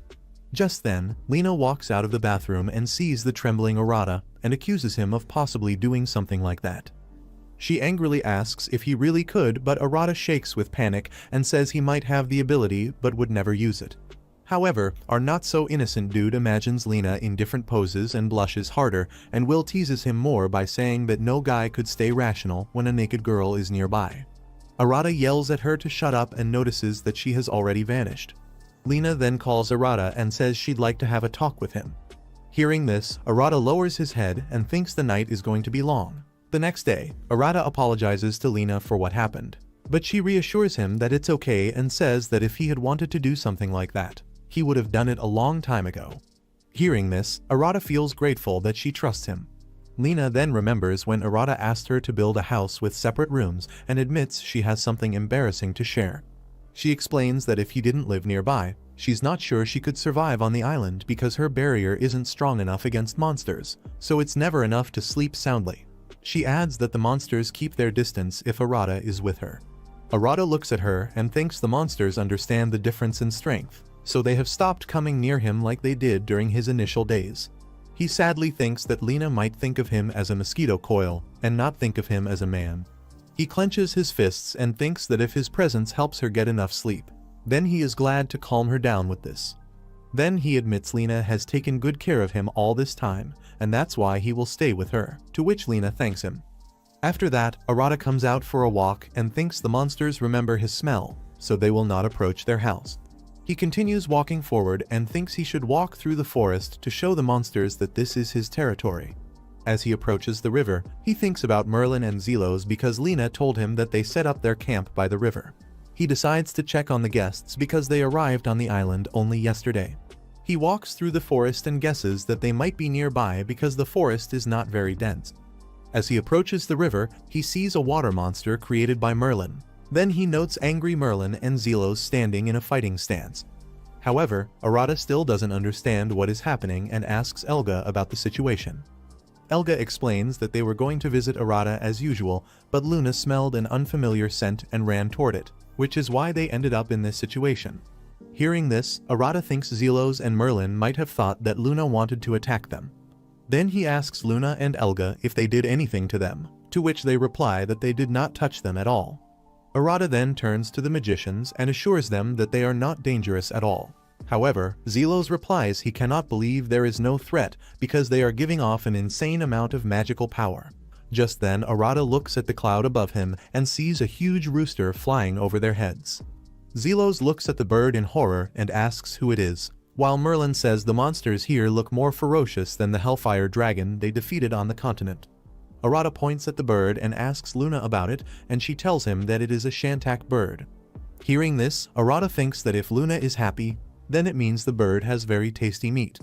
The rooster looks furiously at Arata and the divine beasts and notes that their danger level is higher than that of humans, so it flies toward the less dangerous magicians and attacks them. Seeing this, they shout that they rank 5th and 6th among the stars of the Archmage family, so do not underestimate them. Arata watches them and thinks that Luna is the same, so she always calls her name when she fights. He runs toward the frightened magicians and shouts that he cannot just watch them being attacked. Just then Luna jumps and shouts that she is catching meat. Then she lands on the rooster's back and pushes him to the ground. Arata sees the rooster lying on the ground and realizes that Luna has already defeated him. The magicians watch the defeated bird in surprise, as they did not expect the beastmen to help them. Arata approaches the magicians and asks if they are okay, to which they nod and thank him. Then he notices their tired faces, he remembers Luna's symptoms, and he realizes that they are sick from Luna's magic power. Arata kneels in front of them and says he will monitor the surroundings while they rest in the tent, and both of them thank him again. Arata turns to Elga, who asks if everything is okay with them. Arata tells him that Lena previously also experienced problems due to strong magical energy, but with time they will be able to get used to it. Elga replies that they will try to be more careful, but if they are so weak, then they need protection. However, he does not care what happens to them and says that if Arata still decides to take responsibility for them, they will help him. Hearing this, Arata thanks him and suggests they could go fishing since they are already at the river, to which Elga agrees.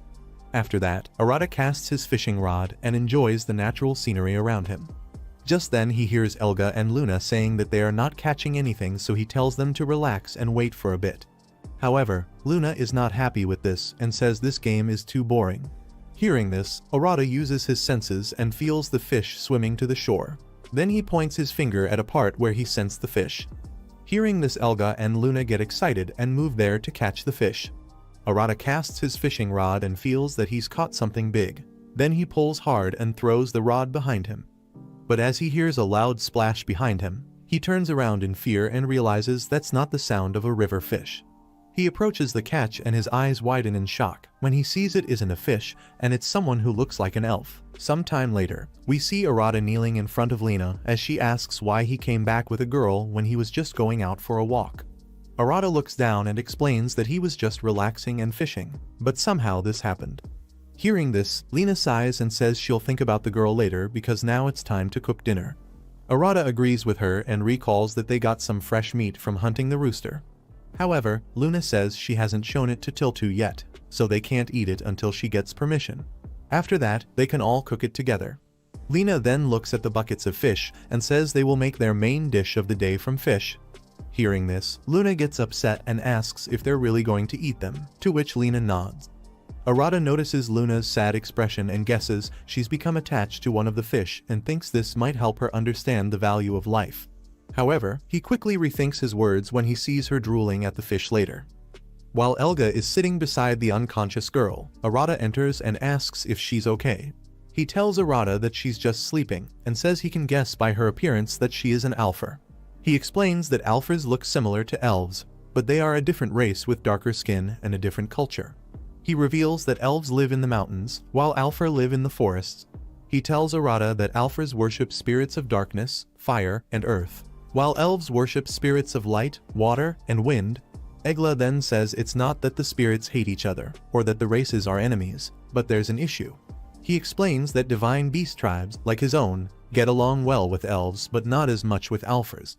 Then he reveals that the reason their chief is Phoenix is because long ago there was a debate over her flame and the flame of the great spirit of fire they worship, and ever since then, Alpha has always treated them like enemies, but that was a millennium ago.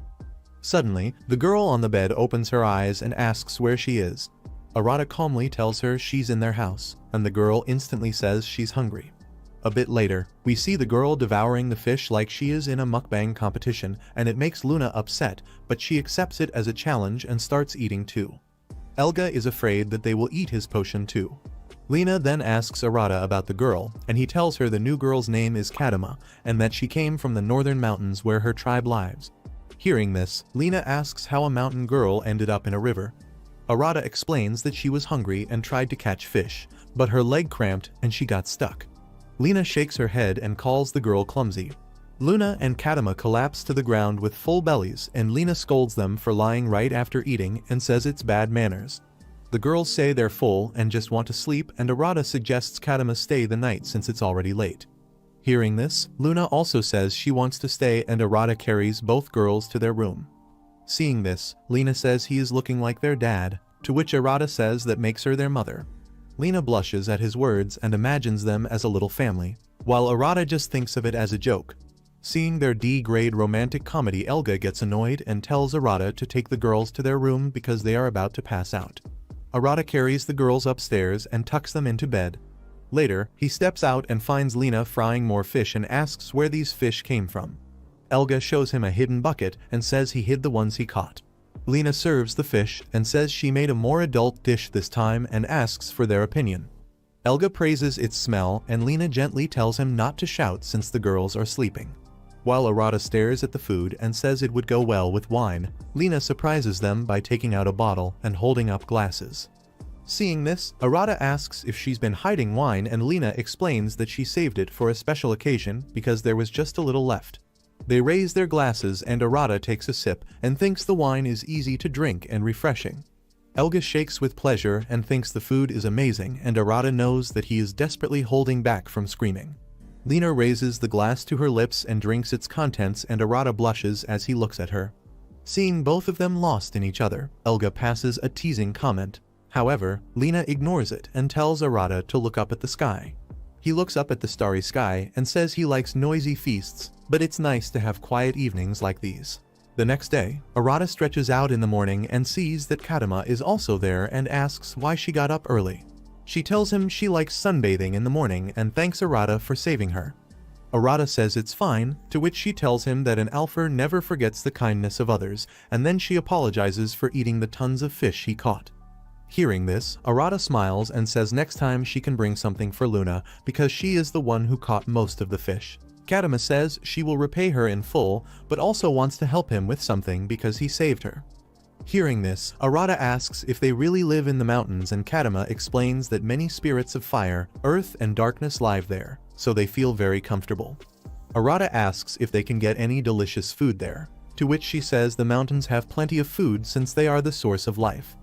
Arata says he would like to take some with him when they visit the mountains, and Kadama replies she will tell the elder, and because her people owe him, the Great Spirit will definitely welcome him. Just then, Lena and Luna appear, and Lena asks what they were talking about. Arata tells them the essence of their conversation, and Lena says she has some ingredients left, but could use more vegetables. Kadama replies that the mountains have many gifts of nature, and that they also grow some plants themselves. Lena and Kadama then start discussing the ingredients, and Arata thinks that they will talk for a while, so he decides to go to wash at the river. Hearing this, Luna says she wants to go with him, and both of them start walking towards the forest. As they approach the river, they see Zelos there practicing with fire. Arata and Luna wish him good morning, but Luna notices that Zelos is not happy with her presence, and she asks why he is looking at her like that. Seeing this, Arata thinks that Luna is suppressing her magic, but Zelos can realize the strength difference, and he is still afraid of Luna and the other island's inhabitants. Arata thinks that he is a stranger on this island, so he wants everyone to get along. Then he says to Luna that Zelos is not yet used to the island, so she should be careful showing her power. Zelos apologizes to Arata, to which he replies that he understands it will take time to get used to the island. Arata realizes that Merlin and Zelos seem even more cautious than Lena. However, he does not want them to be afraid of his friends forever, and thinks that if a situation like yesterday repeats constantly, they might develop psychological issues. He thinks that even though they met only recently, he does not want things to end badly and asks if they have time after this. Zelos replies that they don't have much to do in the mornings, to which Arata invites him to have breakfast with them. Later, Arata enters the house and asks Lena if they have talked enough. Lena says they discussed a lot and also got many vegetables, so she is already looking forward to visiting Alphas. Just then, Lena spots Merlin and Zelos behind Arata and asks why they are here. Arata explains the situation to her and says he thought it would be nice for them all to have breakfast together. Arata looks at Lena and recalls that Lena wasn't on good terms with the heavenly mages. However, he thought that they were not enemies, so maybe things could be resolved over a meal. Lena notes his sad expressions and says that if he wants, then she doesn't mind having breakfast together. Then she adds that she still has her thoughts on this. Hearing this, Arata says they all live on the same island, so it's better to get along. Lena agrees with him and says they're no longer in the kingdom or on the continent. Then she offers her hand and tells the uneasy mages that while the island can feel like hell sometimes, it's actually a good place to live, so it's better to let go of the past and try getting along. Zelos takes Lena's hand and apologizes for everything that happened, saying he wants to start over. He turns to Merlin and tells her she should also pull herself together and talk, to which Merlin nods and says she never thought something like this could happen after reaching the level of 7th Archmage. Then she shakes hands with Lena and says she too wants to start fresh. Arata thanks Zelos for coming over, to which he says they should speak more casually. Just then, Luna asks Zelos if he's still afraid of her, and Zelos says he's not afraid anymore and thanks her for saving them. Hearing this, Luna says she wants to be friends and calls him uncle. Zelos gets shocked and asks why she calls him that, and Luna replies that he really is like an uncle. Zelos admits he is pretty old, and hearing this, Merlin and Lena start laughing. Then he points at Merlin and asks Luna what she'll call her, to which Luna says she's her aunt. Hearing this, Merlin yells that Zelos knew she would say that. Arata and Lena are happy to see that they have become friends. Just then, mukbang girl Kadama says she's hungry, and Arata remembers that they still haven't had breakfast. Lena suggests they should eat, and all of them walk towards the table. Arata calls Zelos and Merlin too, and all of them sit in the dining area. Arata looks at them and thinks he has no idea how they'll survive on this island. He thinks they might come up with an escape plan and decides to help them if they want to leave, because this is a free island where they can live however they want and have constant fun. He knows that they will meet many others and a lot of strange things will happen. Arata thinks he wants to enjoy this island life for as long as possible. After breakfast, Arata says it's always noisy, but he feels lonely when no one is around. Lena tells him that if they always have such loud breakfasts, she'll get tired quickly. She says she never thought it would turn out like this, since they only used to see magicians at meetings and rarely spoke. Arata recalls that she told him that the magicians chose to live far away out of pride and because they didn't get along. Then he says they've resolved their differences so they can now live closer. And then he asks Lena if they can live nearby until they get used to the island. Hearing this, Lena says having them close can be useful in daily life and explains that Zelos, who controls fire, can help her cook meat. Arata looks at her and thinks cooking meat doesn't suit someone with such a grand title. Lena continues and says Merlin, who uses water magic, can help with laundry and cleaning because water is helpful for chores. Hearing this, Arata wonders if it will be okay to ask them to help with these casual things and thinks that their proud titles don't mean much here, and raising their quality of life is more important. Lena then says she is leaving Arata in charge of them and suggests they should tell them right away. Then both of them head out and welcome Zelos and Merlin. Zelos says they hope to rely on their support and asks them to decide where to set up the tents. Arata helps them set their tents and then returns to the house. Both Merlin and Lena head to the bath, and Merlin says she didn't expect to enjoy an outdoor bath like this on the island.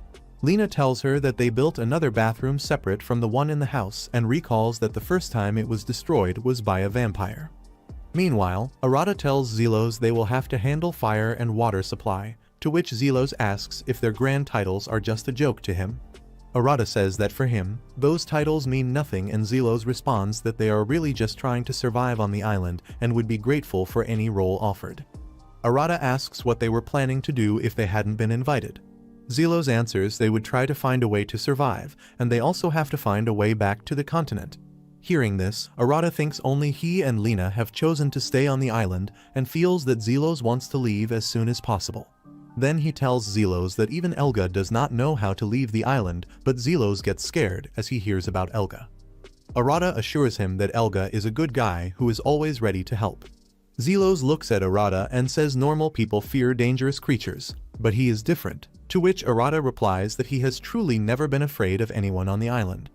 Then he admits that Will and Suzaku are the only ones he fears because they felt different from others. He explains that they are not bad and they just like to tease people. Just then Will appears and says only someone monstrously strange could say that. Zelos stares at the vampire in fear and falls to the ground. While Will asks Arata with anger why he is blocking her path to the bathhouse, and Arata replies that he is trying to stop her from destroying it again. He tells her to stop visiting while Lena is taking a bath. Hearing this, Will teases Arata and asks if he doesn't want to see the embarrassed face of Lena. She smirks and says he needs to get out of her way so he can enjoy the full view. However, Arata sternly says he will not fall for her tricks. Just then, Will notices scared Zelos and introduces herself as a pureblood vampire who rules the Dark Nights. Zelos is about to piss in his pants as he says he is the 6th of the 7 archmages. Hearing this, Will says to Arata that normal people fear her, but Arata replies that he is not afraid of her anyway. He explains that sometimes she annoys him a little, but he still considers her a friend he can talk to. Hearing this, Will admits that it's nice to have someone to talk to.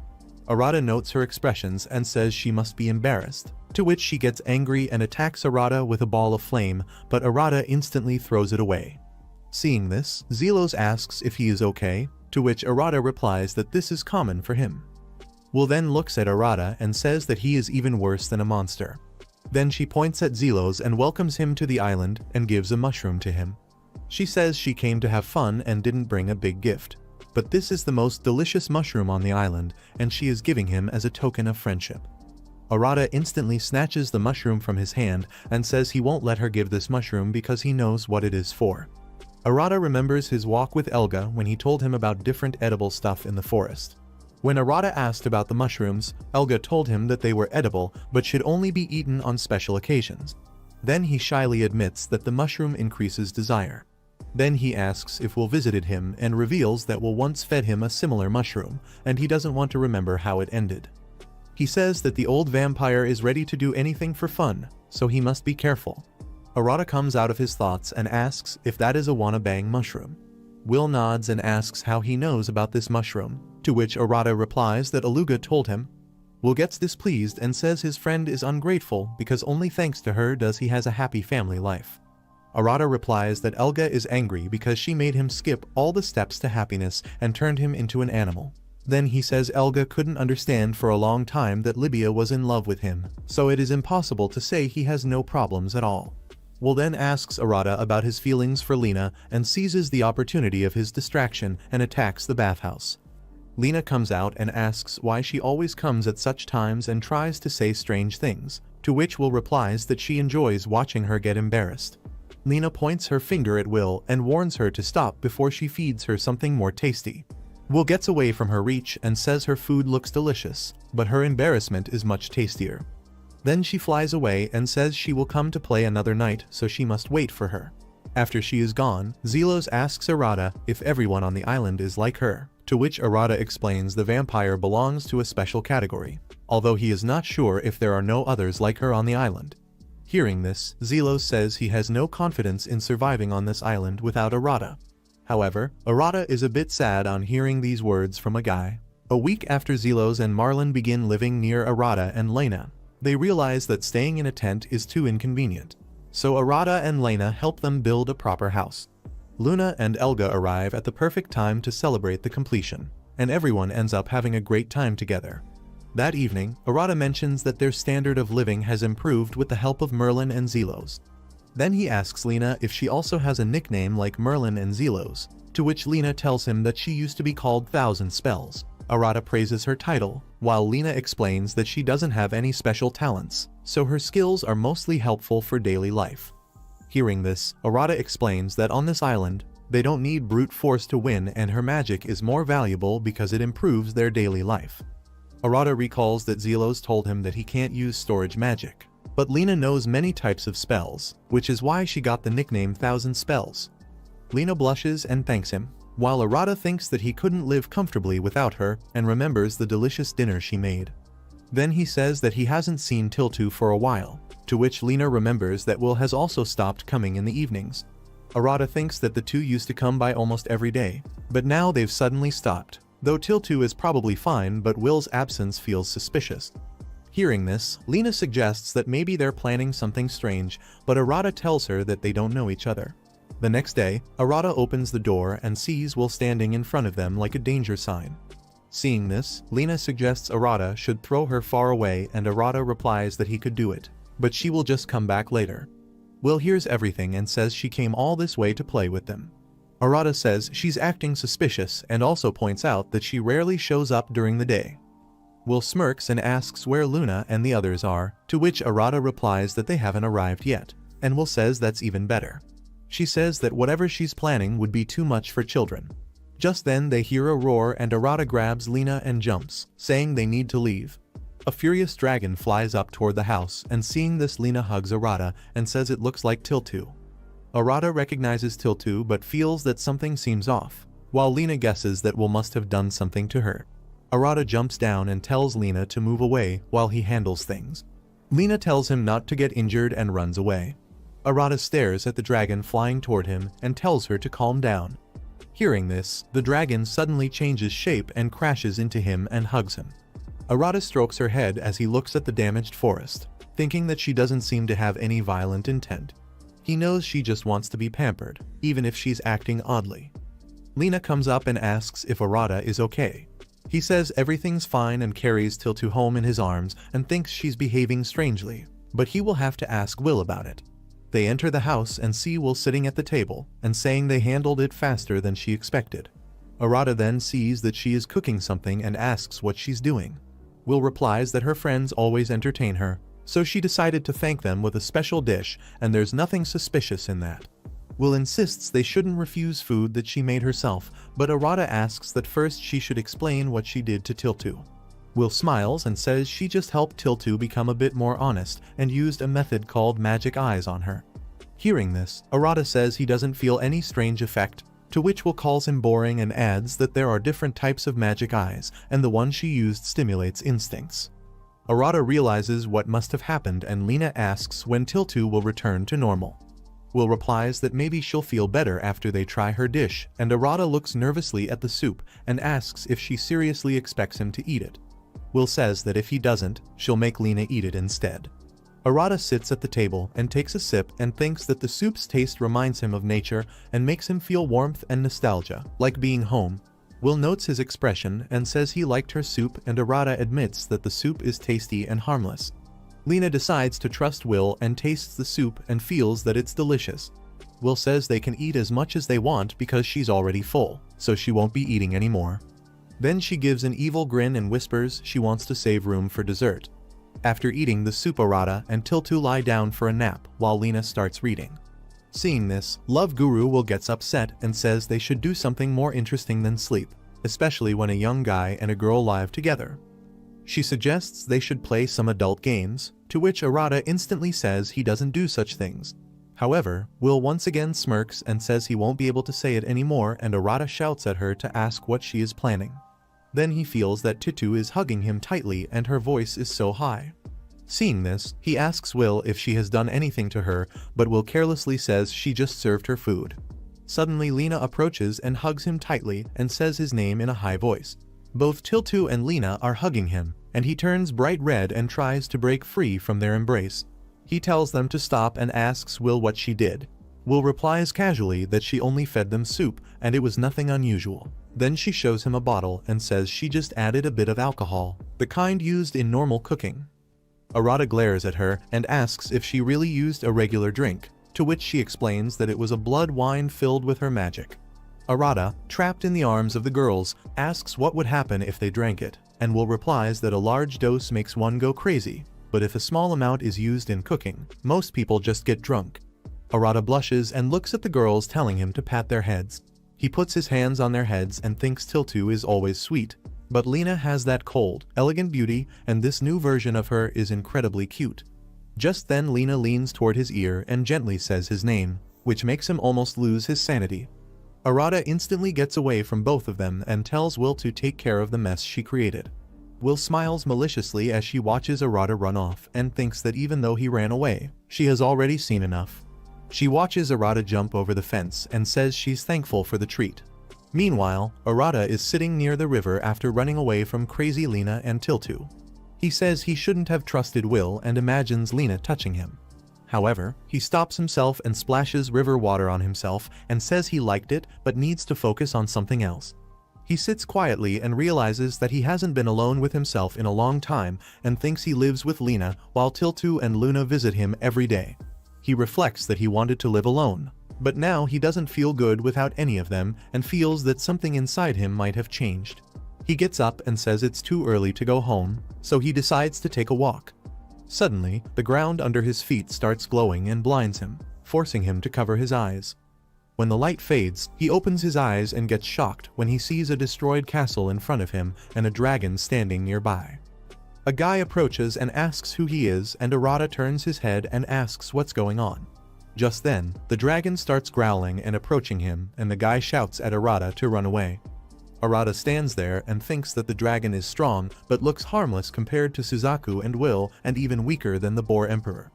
Just then, a girl falls in front of Arata and apologizes and explains that she dragged him here because she used a divine spell to open the gate to another world to summon the most powerful divine beast, but her plan has failed.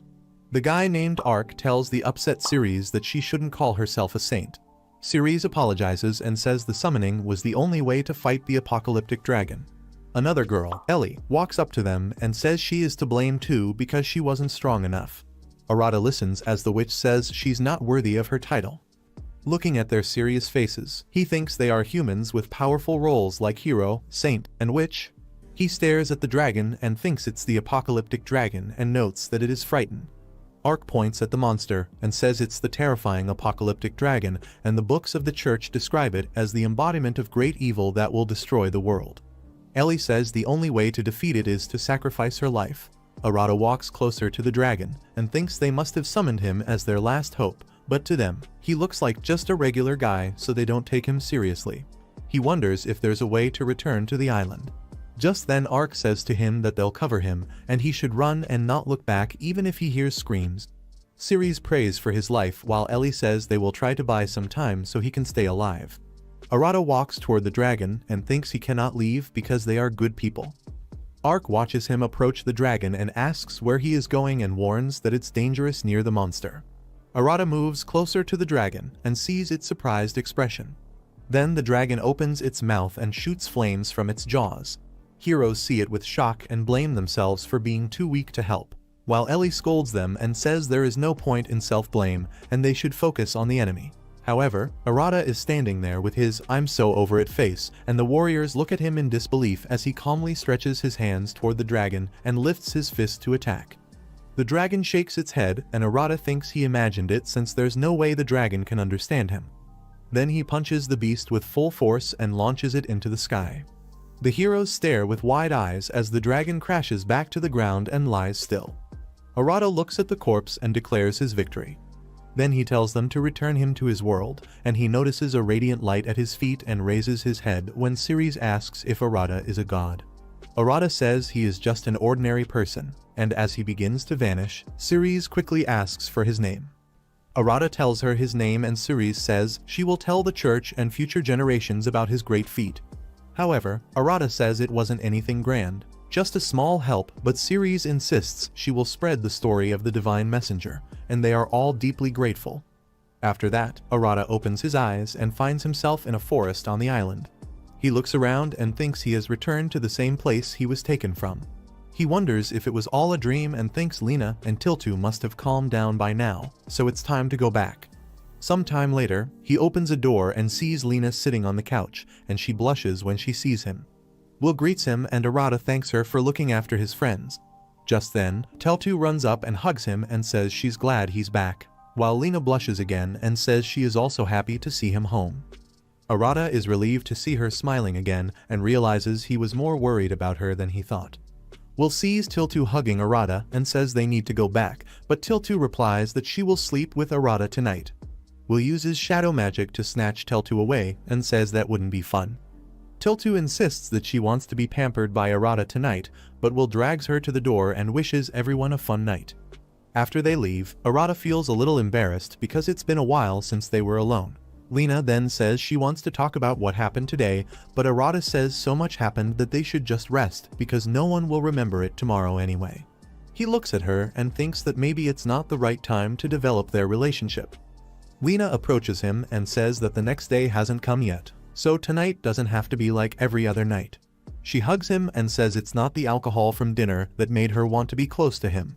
She presses her head to his shoulder and says that tomorrow she'll go back to being normal, so for tonight, she wants him to spoil her a little. Her words make our Sigma boy's heart skip a beat and he hugs her. Meanwhile, in the cathedral, the group of heroes is standing before the priest, who accuses Ceres of summoning the devil even though she was once a saint. He strikes the ground with his staff and tells her to stop making excuses and declares she is no longer a saint. The priest accuses her of being possessed by the devil and calls her the witch of mortal sins. She defends Arata and says he is a skilled and kind man sent by God. But the priest insists that someone who defeated a dragon in one punch cannot be human. He says the church already knows the truth that she sold her soul to a demon. The priest tells her to stop speaking nonsense and declares that this is the end of their lives and the sacred warriors surround the heroes. Ellie thinks Ceres has been very useful to the church and wonders if her light is too strong. Then the shadow it creates will grow deeper and darker. She thinks a light as powerful as Ceres is seen as nothing more than a hindrance in the factional struggles within the church, and judging by how quickly the rumor spread, it was clear this had all been plotted from the start. She thinks that from the moment they stepped into the cathedral, their fate had already been sealed, and there was nothing they could do. Ellie closes her eyes and prepares to use her strongest magic, despite her friends warning her that it will finish her. She says she's willing to do anything to protect them. Just then, Ceres prays to God to stop the fighting and raises her staff and lets out a powerful light. Ark and Ellie recognize that the light she used is the same as when she called for help from Arata. Suddenly, Will appears beside her and says she heard her wish.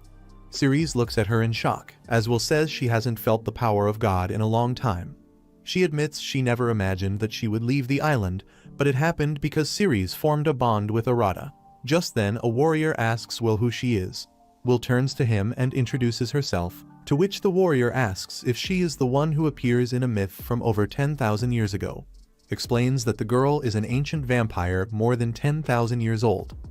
Will then releases dark energy and says that she is the queen of demons who once slayed gods. After that, she destroys the church and says she has fulfilled Ceres' wish and none of her loved ones are harmed. Ceres thanks her and asks why she helped them, to which Will says that she was just having fun. Then she explains that she sensed some of the remains of the magic of the gods and Arata's power. Hearing this, Ceres asks if Arata sent her and Will lies that he sent her. Will is excited to think that she can apply her cringe love lessons to them too. Then she waves at them and says the summoning spell is fading, so she will return home soon. Ceres replies that she didn't even get the chance to thank her, but Will says they are already connected, so if they want to meet Arata again, they will find their way to him. As she vanishes, she tells them that Arata is on the divine island of Arcadia. Ark turns to his friends and says they should leave since they can't stay in the ruined church any longer because they are now wanted for life. Ceres looks at the destroyed land with a heavy heart and says it really is time to go to the divine island of Arcadia. The warriors move forward through the rubble, beginning their journey to find Arata. Meanwhile, Arata is sitting at the table in his house and thinks that a lot has happened, but recently the days haven't been very eventful. He thinks that they managed to build a house and interact with divine beasts and live a comfortable life on the island, but now he wants even more comfort. Then he says to Lena that they should build a road to the divine beast's village because the last time he searched for Luna, the path felt too bad. Lena admits there isn't even a proper road to the village, and Arata adds that Merlin and Zelos didn't visit the divine beast village because they told Arata that the path is too difficult for them. He suggests they should build a better route to improve interaction and says the idea isn't bad, but the land originally belongs to the beast race and was only lent to them. She says the beasts might not be happy with the idea. Arata then shares his idea with Elga and says he doesn't mind and explains that divine beasts don't need roads, but ordinary beast people don't know when a monster might appear. Then he says monsters won't go near the road because of Arata's scent, and it will improve safety. Lena suggests they should consult Succubae first, to which Elga replies that she probably wouldn't mind and isn't even in the village now. He tells them that she went to see Will and hasn't returned yet, and she seemed very upset. Hearing this, Arata asks if she is okay and Elga says even if the old hag dies, she will resurrect again, so there's no need to worry. Then he offers his help and suggests that he can bring the clan to help. Lena then asks Arata how he plans to build the road, and he explains that they first need to cut down trees and then level the ground using earth magic. However, Lena says that mana isn't infinite and the village is quite far away, but she gets shocked when Arata says he never runs out of mana. She then points to the forest and asks what he plans to do with the trees they cut. Arata says to Elga that the trees are in good condition and shouldn't go to waste, and Elgar replies that his people will find a use for them. After that, Arata raises his hand and cuts the trees using magic, and his partners carry the trees away. 3 days later, Arata imagines the road's length and says they've only completed 1/10 of the way to the village, and tells them that he used to run for half an hour to reach the beast village. Then he asks about Merlin and Zelens, and Lena tells him that they are very tired due to mana depletion. Hearing this, Arata suggests they can stop for now.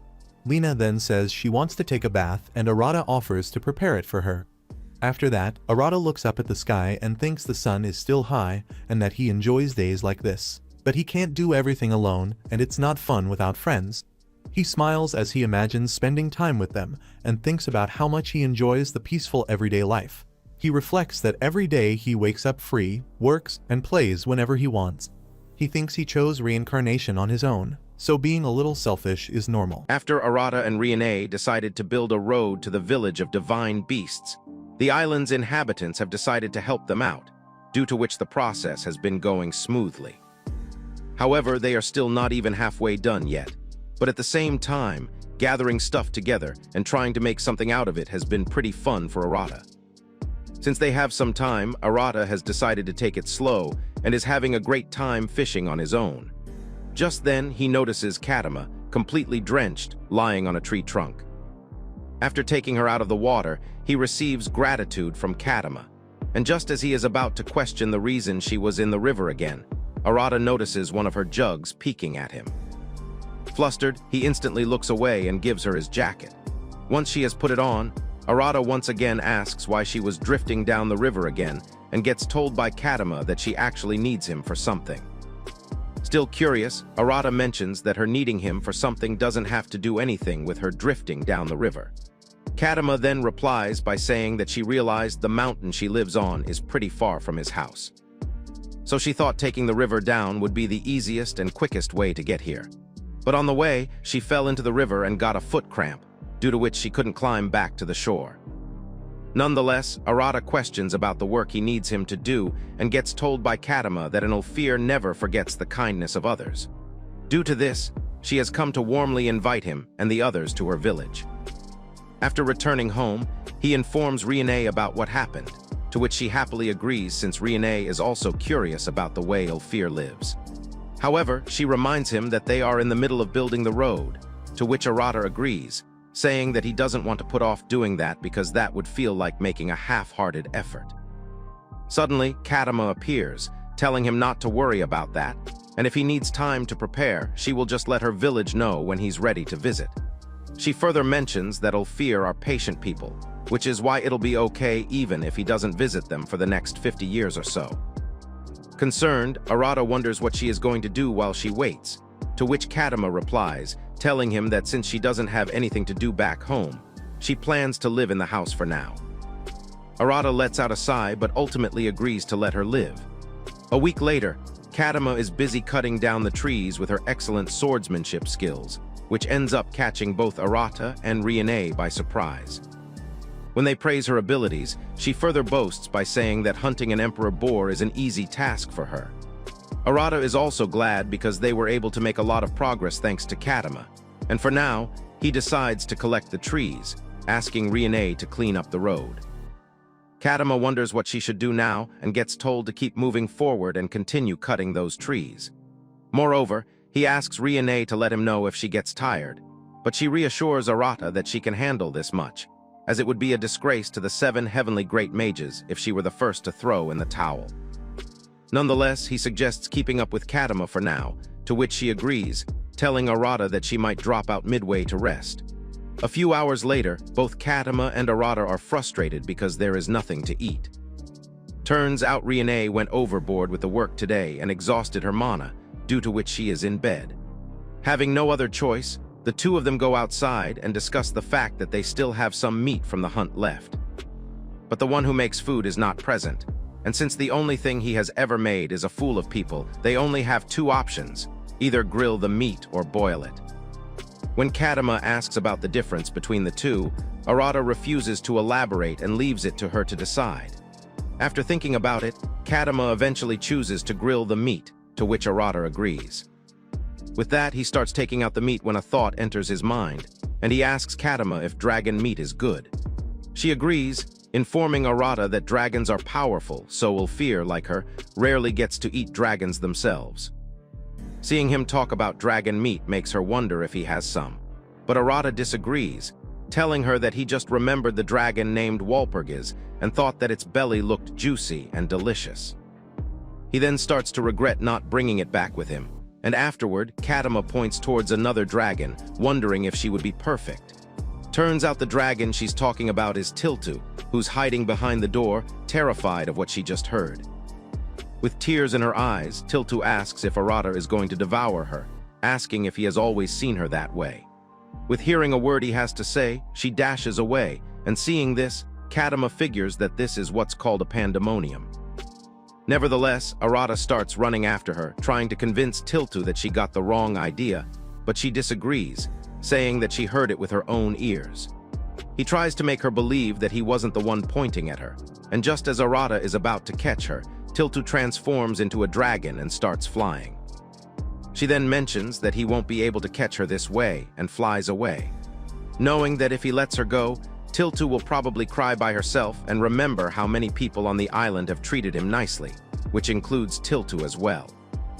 With that in mind, he puts all his energy into his legs and jumps with all his might, allowing him to catch up to Tiltu. Shocked, she questions how he is flying and gets told by Arata that he learned from watching Wilhelmina. Tiltu argues that this is not something people can learn easily, and before long, Arata starts to struggle because he is unable to keep his balance with magic. Still, he tries his best to follow Tiltu, and seeing this, she starts to slow down. Seeing this, Arata asks if she's worried about him and asks her to forgive him already. Tiltu mentions that she doesn't care about someone who wants to eat her, and judging by her tone, Arata figures that she's not upset anymore. But knowing that he can't catch up to her this way, he decides to use the magic Riene uses and makes a tornado in the opposite direction. This allows Arata to not only catch up with Tiltu, but also fly past her. Since he doesn't know how to stop, Arata just keeps going until he notices another dragon in his path, ready to take a bite out of him. Tiltu informs Arata that this dragon makes great steaks, asking him to never let it escape. After hearing that, Arata decides not to send it flying and instead uses air/magic to chop its head off. Simultaneously, Tiltu transforms back and questions why he went past her. Arata apologizes, saying that he's not good at controlling his power. She then asks if they are going to take the dragon back, and when Arata figures that she must not be comfortable eating another dragon, Tiltu proudly disagrees, telling Arata that they taste pretty good. Moreover, this makes her wonder if he believes that she and the dragons are the same. When Arata mentions that he thought dragons were also her kind, Tiltu disagrees, telling him that it's like comparing Luna to the Emperor Boars. This makes him realize that it's not cannibalism, and he is glad that he was able to make up with her. It's been a week since Kadama started living at their house, and the road to the village of divine beasts is finally completed. Riene compliments Arata for managing to complete this project in a month, but he lets her know that it's all thanks to the help from her and the divine beasts. Kadama also interrupts, saying that her contribution was pretty amazing, to which Arata agrees, saying that she can really do a lot of stuff if she locks in. Moreover, he mentions that interacting with the divine beasts will be easier now and hopes that their effort doesn't get ruined by other magical beasts. Kadama informs Arata by saying that she wouldn't worry about that since the road is charged with his mana, which is why most magical beasts will think that it's dangerous to go near it. This reminds Arata that Elga said the same thing, and since the whole island seems to know him already, he figures that it should be safe for Riene to travel alone as well.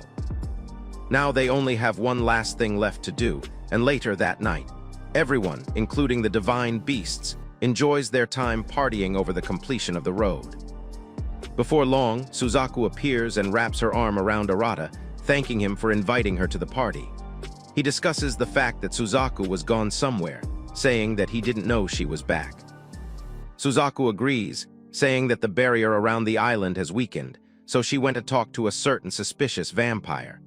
But after talking to her, she found out that Wilhelmina wasn't responsible for it. But there was a brief moment where she completely erased her presence from the island. Concerned, Arata wonders if it's really okay and gets told by Suzaku that Wilhelmina won't probably go wild for now, so he shouldn't worry about it. Moreover, she seems to be hooked on messing around with Arata for now. With that being said, Suzaku leaves to enjoy the food with the rest of the divine beasts. After that, he walks up to Riane, saying that her food is as popular as ever. He then looks around and sees everyone having a good time, which makes him ask Riane if she thinks of this as an amazing sight. When Riane agrees, Arata mentions that while making the road to the village, he somehow closed the gap between their hearts, which is one of the reasons he wishes to be friends with tribes other than just the divine beasts. He further says that there are ancient dragons, demons, spirit elves, and many other tribes that they haven't met yet. When Riane argues by saying that they have no idea if they are friendly like the divine beasts, Arata says that they will never know until they meet them. Even Elga had his guard up against them at first, but after exchanging words and having meals together, the two of them became friends. This is why he is sure that they can get along with the other tribes as well. Nonetheless, after looking at the sight in front of him, Arata started to dream of not just them, but all the tribes on the island loving and getting along with one another. This is why he has now decided to hold a feast that is going to bring every tribe on the island together. After seeing the auralist pose of Arata, Riane starts laughing, saying that he looked so serious, but all that came out of his mouth was talk about a banquet. Still, Riane also agrees that it would be wonderful to see such a sight. Seeing the smile on her face, Arata gets a little flustered, and when Riane asks if something is wrong, he instantly dismisses it. Just then, Tiltu comes running to Arata, and when Riane comments on how she sounds pretty happy, Tiltu agrees, telling them that she is having so much fun right now. Arata mentions that he saw her wrestling with Gaius earlier, and Riane adds that everyone was cheering for her. Suddenly, she becomes silent, and when Arata asks if something is wrong, she replies by saying that while she's having fun, this is her first time eating together with so many people. Before this, she always used to be left out, even among the other ancient dragons. This reminds Arata of what Elga said about Tiltu being so powerful that she was excluded even by dragons her age. Furthermore, Arata wonders if everyone treating her kindly is painful for Tiltu, because it might remind her of the lonely loser she used to be. Soon after, Kadama also appears, asking why they all seem down and suggesting they all enjoy themselves, as it's not every day that they have a fun banquet. Just then, Arata realizes something and asks if Ulfir and the divine beasts are on bad terms with each other. When Kadama agrees, Arata discusses the fact that she was eating and drinking with them pretty normally. Annoyed, Kadama lets him know that since this is a banquet, she is bound to enjoy eating and drinking together even if they don't get along. Hearing this, all three of them are left surprised, and after seeing that look on their faces, Kadama mentions that it's better to have fun, which is why she believes that the problems between tribes don't really matter. Her words bring a smile to Arata's face, and he realizes that although Tiltu is an outcast right now among the ancient dragons, he just needs to bring them to a banquet like this, and if they drink, eat, and laugh together, he's sure they will realize that Tiltu being too strong for them was just a trivial matter. With that settled, he asks Tiltu to just eat and enjoy the banquet for now, suggesting that they invite the other ancient dragons next time. Tiltu agrees with this and mentions that it'll be okay since she's not alone anymore. Riane also lets her know that she is like their family and friends. Simultaneously, Zelos and Merlin appear and invite Arata to drink with them. Luna also comes running, saying that she wishes to join them as well. Seeing this shocks Tiltu, and after wiping off her tears, she agrees with a bright smile on her face. Once she leaves to hang out with the others, Arata thanks Kadama, who's completely clueless about the whole situation. Moreover, Arata calls her a genius, and Kadama completely agrees with him, not really caring about the reason he's saying that. The following day, Arata is on a walk with Merlin, discussing the fact that Tiltu and Marlin have gotten pretty close to each other. Merlin mentions that whenever he tries to join them, Marlin always drives her away, which is why he ended up inviting Arata out for a walk. As they continue walking through the forest, the two of them suddenly sense a force they have never felt before.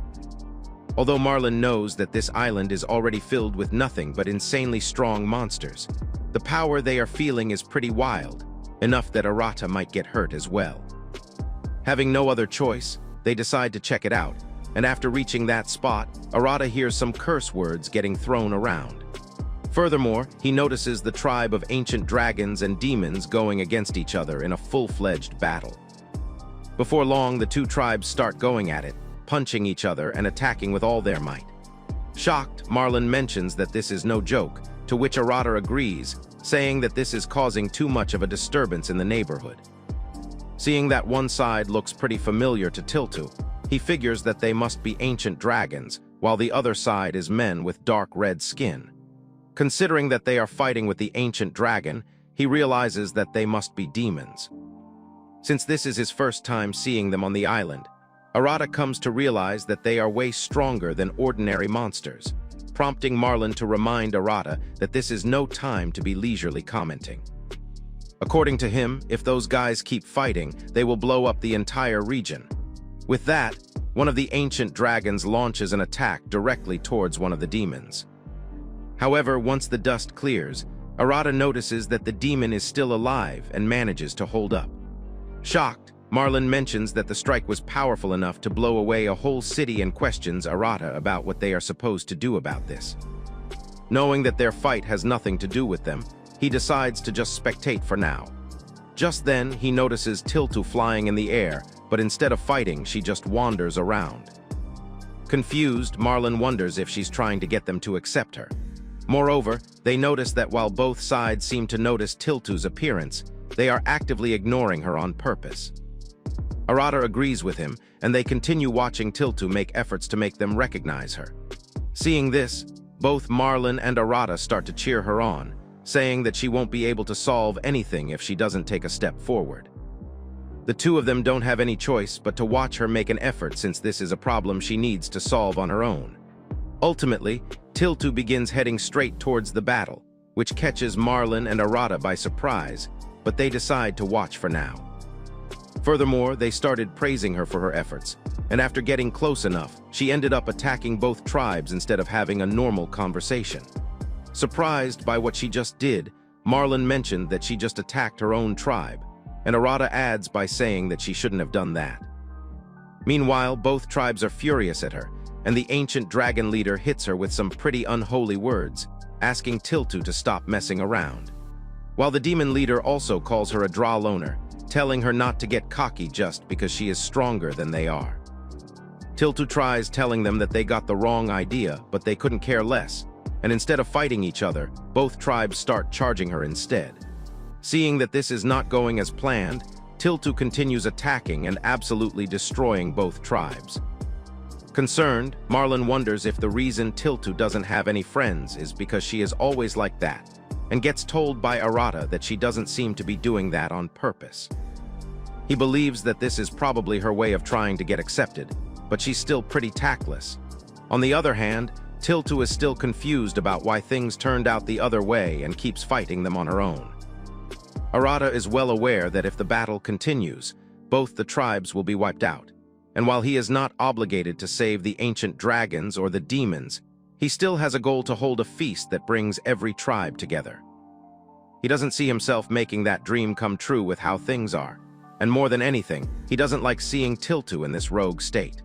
With that being said, he decides to finally step in, to which Marlin mentions that he is probably the only person in the world who can head towards that apocalyptic war zone and make it sound like he's going for a stroll. Ultimately, Arata comes between Tiltu and the tribe leaders she's fighting and asks them to stop. Confused, the tribe leaders question who he is while Tiltu transforms back to her human form and tries explaining to Arata that this isn't what it looks like. However, he pats her head, reassuring her that he is aware that she wasn't trying to bully the weak. Hearing his comment, the ancient dragon leader gets furious, asking who he is calling a walking. Moreover, he dashes towards Arata, figuring out that he knows Tiltu, and punches him right in the face. Afterward, he laughs at the fact that Arata couldn't even dodge the punch, only to realize that he is still unscathed. while Arata thinks about his attack being weaker than Gaius. Charge, the demon leader pushes the ancient dragon leader aside and tries kicking Arata, but once again, he remains unfazed. With that, he asks both the leaders if they are satisfied, and when Tiltu tries to intervene, he questions the reason she attacked them. Hesitant, Tiltu lets him know that she did it because they always leave her out, and she wants nothing more than to fight with them. After hearing what she has to say, and the stuff both the leaders said after she attacked them, Arata figures that something like this must happen all the time. Nonetheless, he decides to ask Tiltu later, and for now, questions if the leaders are calling it a day now. Enraged, the ancient dragon leader says that they don't need to hear anything from an outsider who has just appeared, to which the demon leader agrees, telling Arata that he has no right to interfere in the fight. Their comment ends up making Arata mad as well, who asks if they can't accept such a simple request. Worried, Tiltu runs up to the leader of ancient dragons, telling him to go home, but Arata is being nice, but he disagrees and ends up blaming Tiltu for the mess they are in. When Tiltu argues by saying that she is an ancient dragon like them, the demon disagrees, telling Tiltu that she is something else. Moreover, he says that if Arata intends to annihilate them, they must also put their lives on the line. Hearing their conversation helps Arata realize that while the dragons and demons are enemies who are on bad terms with each other, they still draw the line somewhere, and Tiltu's existence crosses that line.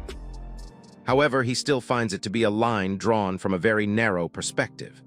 In the end, he calls both the tribe leaders lame, and when they start yelling at him for mocking them, Arata lets them know that they don't wish to fight anyone who's stronger than them, which he finds pretty lame. Additionally, he asks them if an even stronger opponent were to appear, would they let Tiltu join in as well? Arata then believes that Tiltu shouldn't have panicked and attacked both tribes at once. However, if that was the result of her desperate thinking, then he believes that it's up to the adults to acknowledge her efforts. This is exactly why he wishes to help Tiltu for trying her best, and for that, he lands an attack to showcase his power to the tribes. Seeing this, both the ancient dragon tribe leader and the demon tribe leader are shocked. Arata then questions if they should begin the fight, and knowing that he's pretty dangerous, the demon leader suggests that both tribes attack him at once. With that being said, they launch the first wave of attack at him together and start to think that he must already be defeated, only for Arata to kick away most of the demons at once. He then appears behind the leader of the demons, saying that he's probably the strongest among the demons, but to him, this battle is like a coughing baby against a hydrogen bomb. After landing a brutal blow on the leader of demons, Arata mentions that it's time for him to take care of the ancient dragons next.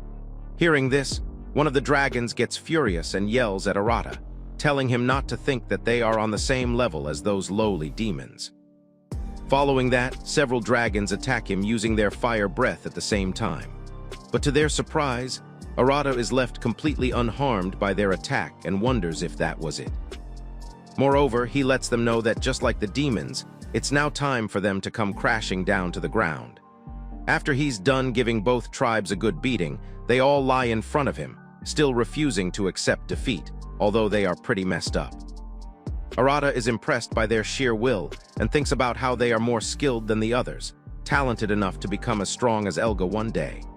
He then asks Tiltu if she knows their names, to which she agrees, informing Arata that the leader of ancient dragons is named Graham, while the leader of the demons is Jais. Furthermore, he asks her the reason they are both fighting and gets informed by Tiltu that both these tribes grew up being told by adults that they need to get stronger by fighting. This makes Arata understand that they probably started doing that to get stronger and now have started to hate each other. Graham, who heard this, confronts Tiltu for backstabbing them, to which she disagrees, telling Graham that they never accepted her in the first place. Annoyed, Graham tells her to shut up, saying that she already knows her ancestor, so this has nothing to do with her. Surprised to see the turn of events, Arata asks Tiltu about knowing her ancestor. She reminds him by saying that she is an ancient dragon whose ancestor is Bahamut, and mentions that Arata might not be aware of this because he often meets grown-ups. But those whose powers have not awakened are because they don't know who they're descendants of. This reminds Arata that Elga introduced himself with his ancestors, but Luna didn't because she doesn't know hers. Since both tribes value strength, it's important for them to keep fighting in order to get stronger and carry on the name of their ancestors. Graham adds by saying that it doesn't make any sense for Tiltu to get into their fights when she has already awakened and has the name of her ancestors. Jais also agrees, telling Arata that they are not fighting for fun. Arata stares at them quietly and argues that both the leaders seem to already know their ancestors. Judging by their reaction, Arata realizes that he just hit the spot because while fighting them, the two leaders were clearly on a different level than the others. Afterward, Arata mentions that while he doesn't know their reasoning, he questions if they are sure that lying so shamelessly is okay. When Tiltu tries asking about what's going on, Arata apologizes to her, telling her to wait while he tries to persuade the two of them for a bit. Once he has heard their story, Arata realizes that the leaders saw their friends leave Tiltu after she was awakened, and were scared that they might become bottom-tier loners as well, even though they wanted to keep fighting. This is why they decided to stay quiet about their awakening and fought with others while suppressing their powers. While Arata understands their situation, he mentions that if they continue telling one lie after another, they will ultimately lose sight of their true selves. Graham mentions that he already knows that, and Jais says that he is also aware that they can't keep lying like this forever. Just then, an idea pops up in Arata's head, and he suggests something they can do to fix this. A few days later, Graham introduces himself to his ancestors and attacks Arata, while Jais, who is in his true form, does the same. Shockingly, Tiltu is fighting alongside them as well, and all three of them attack Arata at the same time. However, while it did sting a little bit, Arata is still left completely unharmed. Following that, he retaliates by attacking the three of them at once, causing them to fall to the ground, complaining about Arata being a complete monster. He then prepares himself for round 2, but Graham asks for a timeout. Both the tribes then started to crack up a plan which they can use to defeat Arata, and seeing Tiltu take part in this brings a smile to Arata's face. Apparently, what happened that day was that Arata suggested the leader fight him and say that they had awakened in the process. Saying this wouldn't sound so unnatural, according to him, and fighting someone stronger than Tiltu, they won't have any reason to keep fighting without taking her help. Luckily, both leaders found this plan to be worth giving a shot and agreed with Arata. Back in the present, Arata realizes that he needs to make good use of the tough body he was granted by God. Before long, Riene and Luna appear, asking if he is done on his end. Arata informs them that the tribes are having a meeting right now, and Riene suggests having lunch together once they are finished. Later that day, Riene explains to everyone that the meat is already present and asks them to grill it themselves. Moreover, she asks them not to fight, saying that only those who can follow the rules get to have meat, to which both the demons and ancient dragons agree. With that being said, the party officially commences, and while Luna enjoys having a feast with Jais, Graham complains about running out of meat. Just then, Tiltu comes running and gives Arata the biggest hug she possibly can. She tells Arata that she is having so much fun right now, all because of him. And when Arata asks her to elaborate, she explains that no one calls her loner dragon or leaves her out anymore. She thanks Arata for making it all possible, but he disagrees, telling Tiltu that this all happened because she worked hard. Confused, Tiltu argues that she didn't do anything. Arata then asks her if she holds back her powers when she's with Riene and the others, to which she agrees, as weak ones will just throw up right away if she doesn't. This makes Arata explain that the reason she can get along with the others now is that she has learned how to take care of them. However, she still doesn't really understand what he means, which doesn't seem to bother Arata, as Tiltu has already grown enough to be able to seize her opportunities, which is exactly why everyone has started to accept her. Nonetheless, Tiltu mentions that Arata is the one who gave her this opportunity in the first place and gives him a hug along with a kiss on the cheek. With that, she runs away to eat her food, leaving Arata flustered, who can't believe that she broke his no-female interaction streak. While he is a bit embarrassed, he is glad at the same time that Tiltu is starting to feel better. This is exactly the sight he had wished for. No matter how much tribes don't get along, he is sure that they can make up with each other once they get to know each other better. Now his plan is to expand this circle even more and hold a feast that brings everyone on the island together.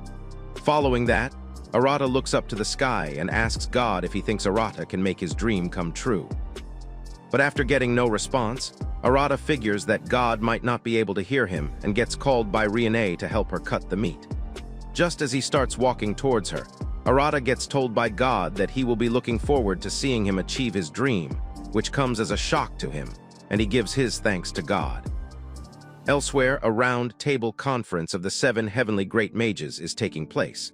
One of them comments on how he can't believe that both Marlin and Zelos died, due to which their head count has gone down quite a lot.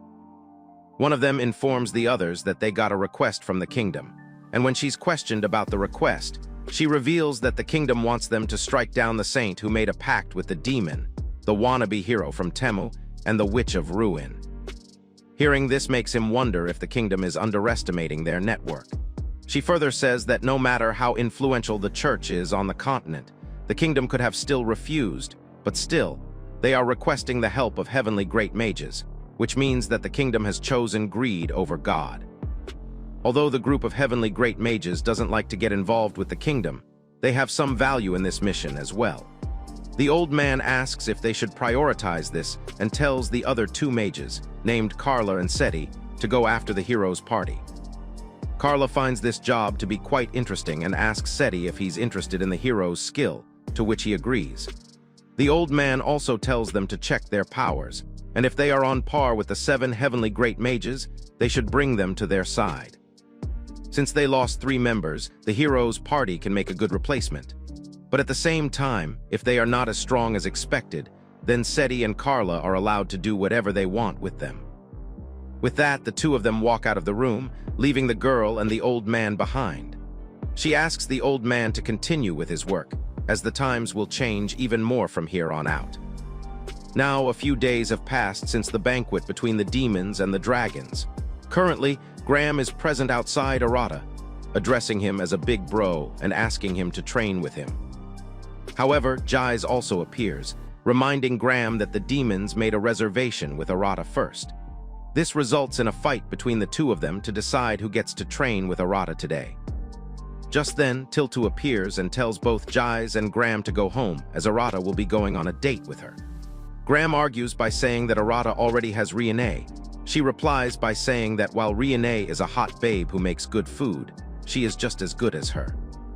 Hearing this, Graham starts laughing and mentions that a midget like her is not even close to Riene. And Jais also adds by asking Tiltu to say that again, after looking at her disappointment of a body. This causes Tiltu to complain to Arata about them being mean, making both Jais and Graham complain for relying on Arata, asking if Tiltu has no pride as a warrior. Ultimately, Arata asks them to stop fighting and tells the 2 leaders that they shouldn't say things that would hurt to hear themselves. After they both accept their mistakes, Arata asks Tiltu to make up with them and pushes her towards Graham, forcing them to shake hands. Both Graham and Jais start to hesitate, and seeing their reaction, Arata asks if they don't want to get along with her. Having no other choice, both of them comply with his request, which puts an end to their fight. Following that, Jais informs Arata that he wishes to introduce his little sister to him and invites Arata to visit his village. This comes as a surprise to Arata, as he didn't know Jais had a sister, and their conversation gets interrupted by Graham, who accuses Jais of stealing a march on them. Jais mentions that the ancient dragons already have Tiltu, so it's only natural that they introduce someone to Arata as well. Ultimately, Graham ends up inviting Arata to his village as well, saying that he will make sure to gather all the ancient dragons to come and welcome him. Furious, Jais tells Graham not to copy him, but Graham argues by telling Jais that while he will only introduce Arata to his sister, he will make him meet everyone. Once again, Arata is forced to stop their fight and promises to visit their villages later, but for now, he has to spend the day with Tiltu as promised.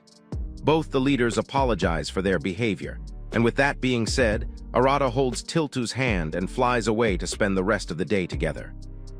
The following day, Arata and Riene are on their way to Katama's village.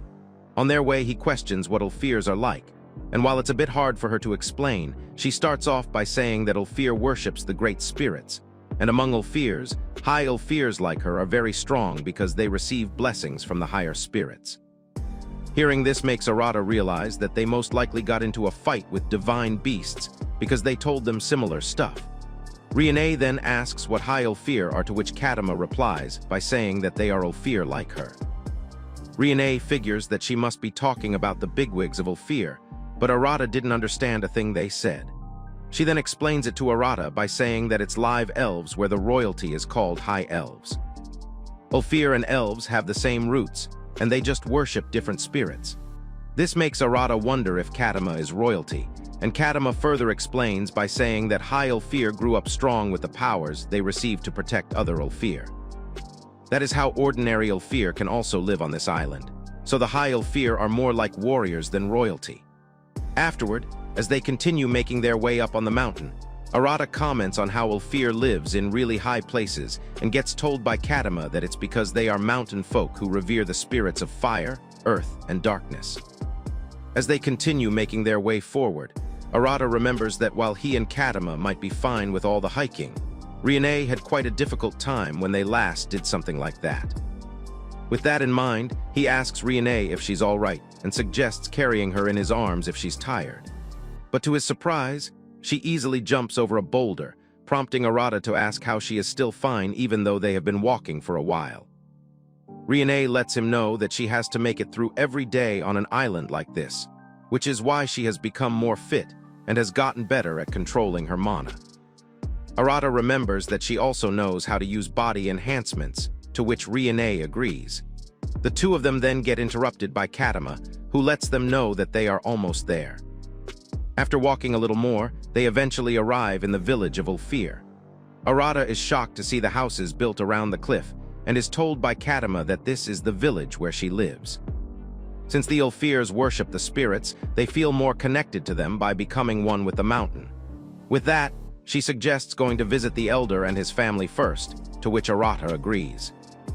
Riene then asks Kadama about where the elder house is and gets informed by her that it's at the top of the mountain.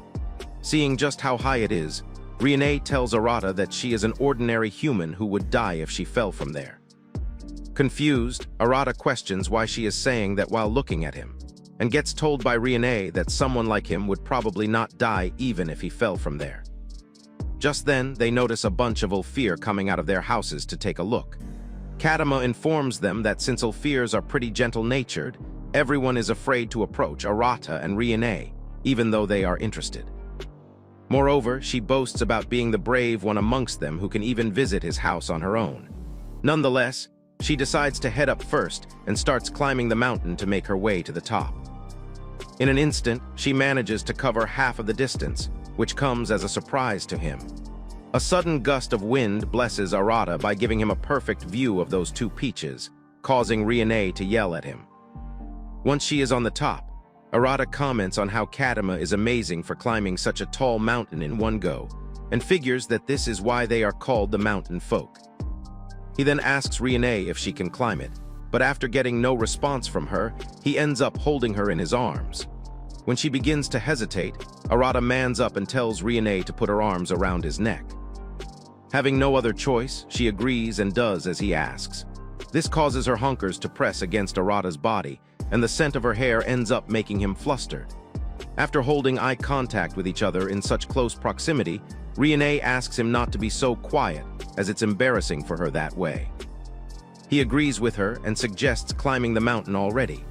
Before long, they also arrive at the top of the mountain, surprised to see just how big the house of the elder is. Kadama, who is already present up there, stares at the two of them and says that she is baffled. She further mentions that a man and a woman should show some modesty when it comes to naughty stuff, but neither Riene nor Arata is showing any of that. Realizing that he is still holding her in his arms, Arata instantly puts her down. Kadama then advises Riene by saying that girls shouldn't let their guard down so easily, because her grandma told her that all men are wolves who will devour her as soon as she lets her guard down. While Riene agrees with her, Arata finds it a bit difficult to accept. Although he is a bit annoyed at her for calling all men wolves, he can't admit the fact that she's saying all that while showing more skin than a Love Island trailer. Kadama asks the reason he's staring at her like that, telling him to say it since she knows how to listen to others' opinions and grow for them. Hearing that, he ends up telling Kadama that she looks a bit lewd, too. This statement causes a moment of silence among them, and after looking at Riene, Kadama reminds her that all men are wolves. Moreover, she believes that just by her, Arata got a hard-on. But to Kadama's surprise, even Riene agrees with Arata and says that she does look a bit lewd. Shocked, Kadama tries to argue with them by saying that she's not lewd, and Arata asks for Riene's help to make her understand. After a discussion between the girls that lasted around 30 minutes, Kadama eventually understands that she is indeed lewd. However, Riene tells her that it's okay since there are different clothes for different environments, so it's not all her fault. Hearing that it's not all her fault, Kadama starts to feel a bit better after that and gets reminded by Arata that they should hurry up and meet the elder. With that, the three of them enter the elder's house, and as soon as the two of them notice the elder, they feel the extraordinary amount of energy he's emitting. Arata starts to think about how that guy looks really intimidating just by sitting there, and figures that his power is on the same level as Elga and the divine beasts. But even after waiting for some time, they get no response from the elder. Kadama calls him again, and after checking up on him, she realizes that he's asleep. Having no other choice, she ends up yelling in his ear, which causes the elder to wake up for a moment, only to go to sleep once again. Realizing that they won't go anywhere trying to wake him up, Kadama asks the two of them to make themselves at home while he gets up. Following that, she informs them that she is the elder's granddaughter, which is why she is a pretty big deal at the village. Kadama further informs them that he is just her foster parent, and the two of them are not blood-related. Curious, Riene asks her about her real parents and gets told by Kadama that they became one with the soil while she was still a baby. Concerned, Arata asks if she doesn't feel lonely, and Kadama disagrees. Arata is glad to hear that and completely understands her because, at first, he was lonely when he came to the island as well. But then he met Riene, the divine beasts, Tiltu, Wilhelmina, and the others. This is why he's sure that Kadama must have a family like that as well. He then asks if the elder is dear to her, and Kadama agrees, telling him that he has always been kind to her, but on the other hand, her grandma is a bit scary. When Riene inquires about Kadama's grandma, she starts by telling her that she's really energetic, but stops midway when she hears someone screaming her name. Instantly, Kadama gets up and decides to go for a walk when out of nowhere, her grandma appears and pins Kadama down to the ground. Furthermore, she starts choking Kadama while scolding her for wandering off on her own and taking forever to come back. Although Kadama tries her best to make her grandma stop, she ultimately cracks back, forcing her to give up. After that, her grandma shifts her attention to Kadama and Riene, saying that they must be the guests Kadama was talking about. She then introduces herself as Saria, saying that she might not look like that, but is a bit older than they are. When Kadama tries mocking Saria by calling her an old hag, Saria kicks her in the head, telling Arata that she seems a bit puzzled. Nonetheless, Arata questions her about the elder, who looks pretty old, and gets told by Saria that he has been living a pretty long life and has been alive for a millennium. This is why if the elder sleeps, he doesn't wake up easily, so they will have to talk to Saria instead. Afterward, she points at Riene, asking Arata if she's his girl. Trying his best to keep his cool, Arata tells her that she is like his family. Hearing that, Saria walks up to Kadama and tells her to be his mate. Flustered, Kadama asks what she is trying to say and gets told by Saria that Arata is one fine male, so she should do what she gotta do and get her some grandchildren already. Kadama argues by saying that he already has Riene, but Saria replies that a proper lady must be determined to take a fine male for herself, even by force. Following that, Saria gets behind Riene and begins feeling those massive jugs, telling Kadama that they got nothing on her. However, after touching them for a while, Saria begins enjoying it and continues to do so. Hearing Riene hit those high notes while enjoying the moment, a neuron activates in Arata's head, making him run as fast as he can before his little one wakes up. Once he is outside the house, Arata makes up his mind never to believe that Ulfirs are gentle people. Just then, he notices a few dragons flying in the sky and figures that they seem way weaker than Tiltu, but he can't say for sure without fighting them. While he's aware that Elga, Tiltu, and the divine beasts are strong, he also knows that Suzaku and Wilhelmina are stronger. But he hardly knows which monsters on the island can be even stronger because, to him, they all seem equally weak. However, he doesn't think that it's a good thing because while he understands that Riene is strong in human terms, he has no idea what level of monsters she can fight up to. He has a feeling that this could lead to something terrible one day and decides to do something about it. Just then, one of the dragons starts heading towards him, and Arata prepares to fight back. But to his surprise, the dragon passes above him and ends up grabbing an Ulfir kid. Furthermore, Arata hears the girl's parents shouting her name, which makes him realize that he needs to save her at all costs. With that being said, he flies towards the dragons, and seeing that, they shift their attention towards Arata and prepare to launch an attack.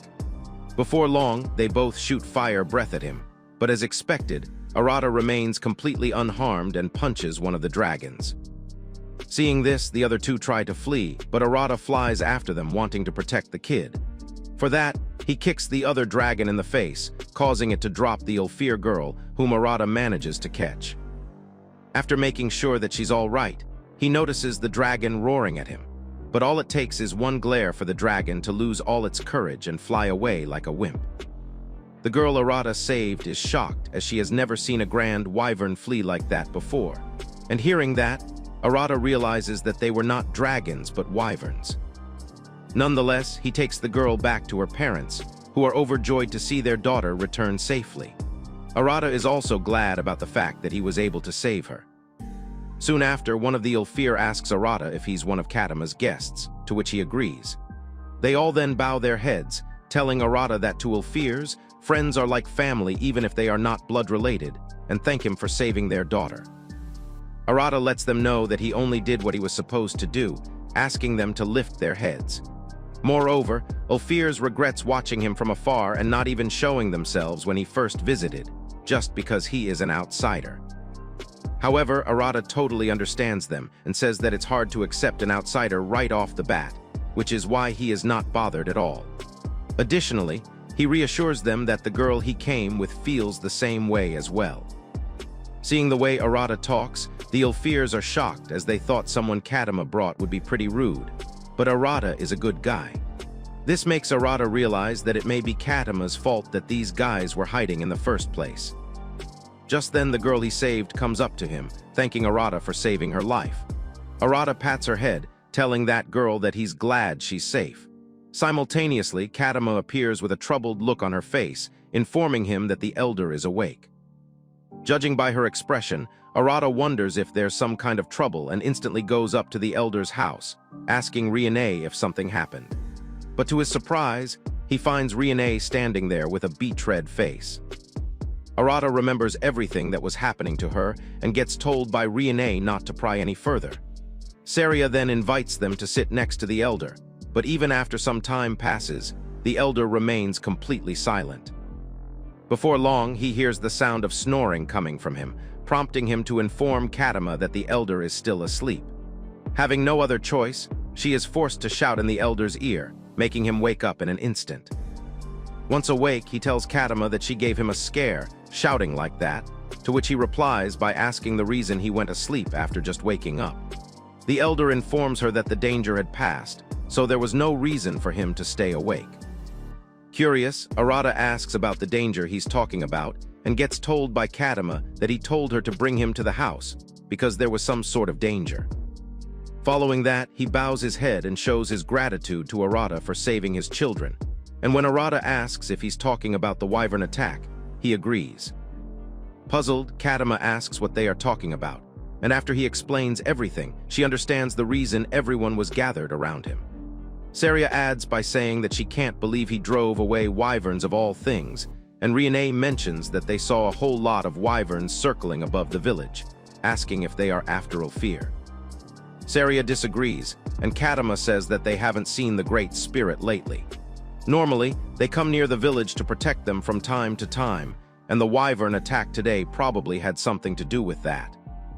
Curious, Arata asks if they don't usually attack like that, and gets told by Katama that they sometimes get ones that stray from the flock, but that's about it. The elder also says that they worship the great spirit of fire, earth, and darkness, which is why they watch over them, allowing the Ulfirs to live a peaceful life. The wyverns should rarely come in a flock like today because they know that happens when they do. This makes Kadama worried that something might have happened to the great spirits. Seeing the look on her face, Arata figures that the spirits must be really important to the Ilfirs. With that, he makes up his mind and suggests paying the spirits a visit to see how they are doing, so it can give Kadama peace of mind. Kadama lets him know that it would be presumptuous of her to visit their dwelling, which makes Arata suggest that he go alone. But the elder asks him not to, since the place where great spirits live is quite dangerous. Saria agrees with the elder, saying that it's not easy to ask them favors, and she wouldn't be able to sleep if Arata somehow angers them and gets eliminated. This prompts Arata to stand up and tell the Ilfirs that they shouldn't worry about that. Furthermore, he showcases his powers to everyone present, confident in the fact that he's strong enough to survive an encounter with the spirits. After witnessing his powers, the elder gives him permission to go and check on the spirits for them. With that being said, Arata arrives at the place where the great spirit of Earth resides and gets asked by Kadama the reason she was forced to come along. Arata argues by saying that he needs someone to give him directions, but Kadama is scared that she might anger the spirits. Arata reassures her by saying that she'd be fine and mentions that the great Earth spirit isn't there right now. Since he's not there, Kadama suggests moving on to the next spirit who lives about halfway up the volcano. After making their way to that place, they find out that the fire spirit isn't present there as well. Nonetheless, they then pay a visit to where the spirit of darkness lives, which is a pretty deep cliff. Noticing Kadama shivering after seeing the depth, Arata mentions that they can just go down using levitation magic, but Kadama lets him know that using magic at the place where a spirit lives isn't very polite. Hearing that, Arata first tests the depth by throwing a rock and then makes up his mind to jump. Kadama is shocked that there is no hesitation in his words, to which Arata replies by saying that they wouldn't be able to know if the great sage is present if they don't do that. Moreover, she tells Arata that no matter how strong his body is, Arata is bound to die after falling from such a height. Having no other choice, he decides to go in by himself, and seeing this, Kadama realizes that she bears responsibility as an Ilfir and ultimately decides to go with him as well. Before wasting any time, he holds her in his arms and jumps down the cliff. The two of them continue falling down for some time, and when Kadama asks just how deep the cliff is, Arata figures that this must be some kind of magic. This reminds Kadama that this might be the binding spell that the spirit of darkness uses, calling the prison of darkness. Only one person was ever able to escape from this spell, and she had the power of darkness herself. Using that, she opened the exit by force. After learning that, Arata becomes confident that he might be able to do that as well and asks Kadama to hold on tight because he is going to go all out. As soon as he puts focus on his body, Arata notices a light around his body, which he believes is the color of his mana. Furthermore, Arata thinks about how he always held back subconsciously against living beings, but now he is prepared to bring out his full potential. With that in mind, he uses his maximum power and throws a punch at the darkness. To their shock, the prison of darkness gets blown away by his punch, and the two of them find themselves standing at the bottom of the cliff. This makes Kadama realize that while they thought they were trapped in darkness, the two of them were on the ground this whole time. After Arata reassures her that everything is fine, Kadama gets down from his arms while Arata mentions that he had no idea that the bottom of the cliff looked like that. Kadama, still a bit freaked out, asks if it's really the dwelling of the great spirit of darkness, to which he agrees. Moreover, Arata asks if she's okay, to which Kadama replies by saying that she's not okay in many ways, but can at least stand up on her own 2 feet. She then mentions that they have just arrived at the dwelling of the great sage of darkness, who is said to be the most terrifying when angered. Apparently, the spirit of fire and earth generally interact with the Ilfirs, but she has never seen the spirit of darkness before, which is why she doesn't know much about her. On the other end, Arata is sure that the spirit won't be angry at them since they just came to check up on her out of concern. Nonetheless, he makes up his mind to be careful and not upset her, which Kadama finds hard to believe. While she doesn't really expect anything from a dimwit like him, having that ambition is important. Arata then asks about what they should be doing now and gets told by Kadama that they don't have a choice but to move forward. With that, she begins walking, and when Arata questions if it's the right way, Kadama lets him know that she can feel the power of a spirit coming from there. After focusing there himself, Arata begins feeling something strange and different from the magic coming from that side as well. Not only that, but he believes that this is the strongest force he's felt on the island so far, which makes him confident that it's the Great Spirit. Before they go any deeper, Kadama once again warns him not to disrespect the spirit in any way, to which he agrees, only to realize that he just blew away the prison of darkness. Kadama freaks out after remembering that and gets reassured by Arata, who says that it was their only choice, so he is sure it'll be all good. After walking for a while, they arrive at a sanctuary-like place where they find someone standing in front of the entrance. Once they take a better look, Kadama realizes that it's the goth mommy, or in other words, the spirit of darkness called Cheryl. Judging by the look on her face, she figures that the saint is most likely mad. Soon after, a bunch of spears surround them from all directions, causing Kadama to lose her mind, and she begins blaming it all on Arata. When he argues by saying that Kadama is being a bit too harsh, he gets told by her to apologize to the spirit already. After quietly watching them bicker with each other, Cheryl intervenes by asking Arata the reason he broke the barrier and came all this way. Shocked, Arata realizes that she is sending her words directly to his brain. Moreover, Cheryl adds by saying that if he is looking to pick a fight, she will accept. But since she is a bit busy dealing with some fools, she is going to make it quick. With that being said, all the spears start coming towards Arata, but judging by their trajectory, he realizes that none of them will hit him. Seeing him not move from his spot, Cheryl realizes that he saw that, to which Arata agrees. Afterward, she shoots another spear, but this time towards Kadama. Arata panics after seeing it and manages to spot the spear just in time. He then tells Cheryl that if he hadn't stopped this one, it would have definitely hit Kadama. Cheryl agrees, adding that it's all right since he stopped it. However, Arata disagrees, causing her to shoot more of those spears. He continues to break them in order to protect himself and Kadama when one of the spears ends up hitting the ground. To Arata's surprise, the ground begins eroding to black, which starts giving him a feeling of creepiness. Before this gets any worse, Arata tells Cheryl that they are not here to fight her and asks her to listen to them. While saying that, he stomps his foot on the ground, breaking all the spears at once. Shocked by his insane amount of power, Cheryl eventually agrees. Although she recognizes Kadama as Ulfir, Cheryl questions who he is. Arata is shocked by the fact that she is going to hear her out when, out of nowhere, he appears right in front of her. Cheryl mentions that she thought continuing the fight would be a waste of time and asks him to tell her what he wants. Confused, Arata wonders if he just moved in front of her in an instant and remembers Riene telling him that it's called teleportation, which is the realm of the gods. To think that Cheryl did that so easily means she really is one of the strongest on the island. Eventually, Kadama speaks up and introduces herself to Cheryl. Furthermore, she informs her that the great spirits have always watched over them, but they haven't seen any of them lately, which has made the wyverns go after them. This is why they were wondering if the great spirits were in some sort of trouble and decided to check up on them. Cheryl is shocked to hear that, and after understanding the reason they came to her, she decides to overlook Arata blowing away her prison of darkness. Moreover, she informs them that the fire and earth spirits are present here with her as well, but she has no clue what has gotten into them. Curious, Arata asks if there is some kind of trouble, and Cheryl decides to just show them, as it'll be faster than her explaining.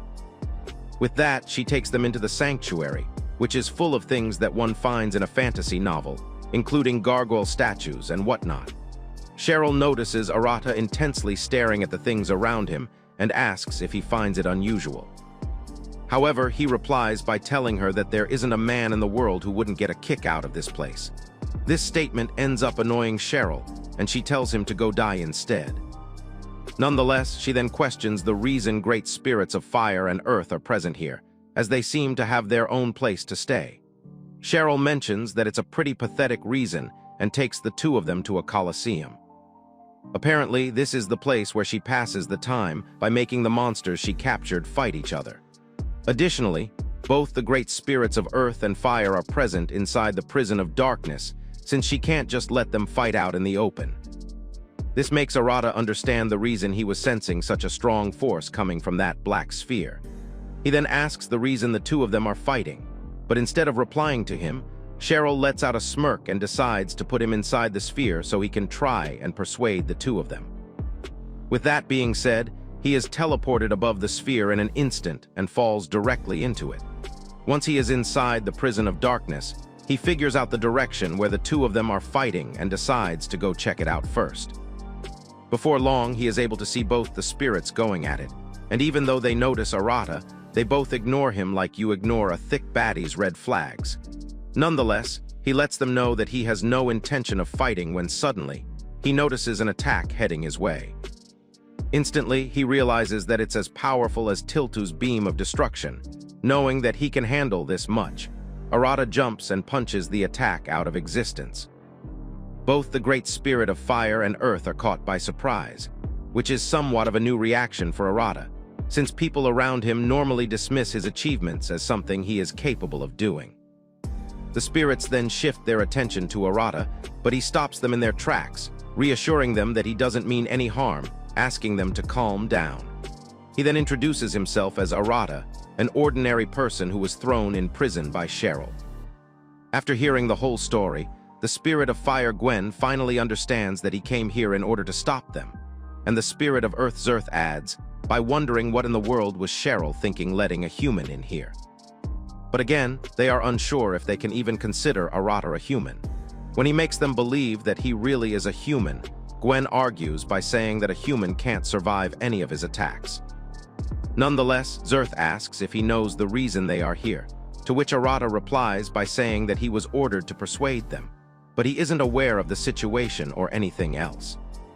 Moreover, Arata lets them know that he won't back down since Cheryl ordered him, and asks them to tell him the reason they are fighting. Having no other choice, they agree, and Zerth decides to tell him the reason. Arata remembers that Cheryl said it was a pathetic reason, but judging by the situation, it doesn't seem that way to him.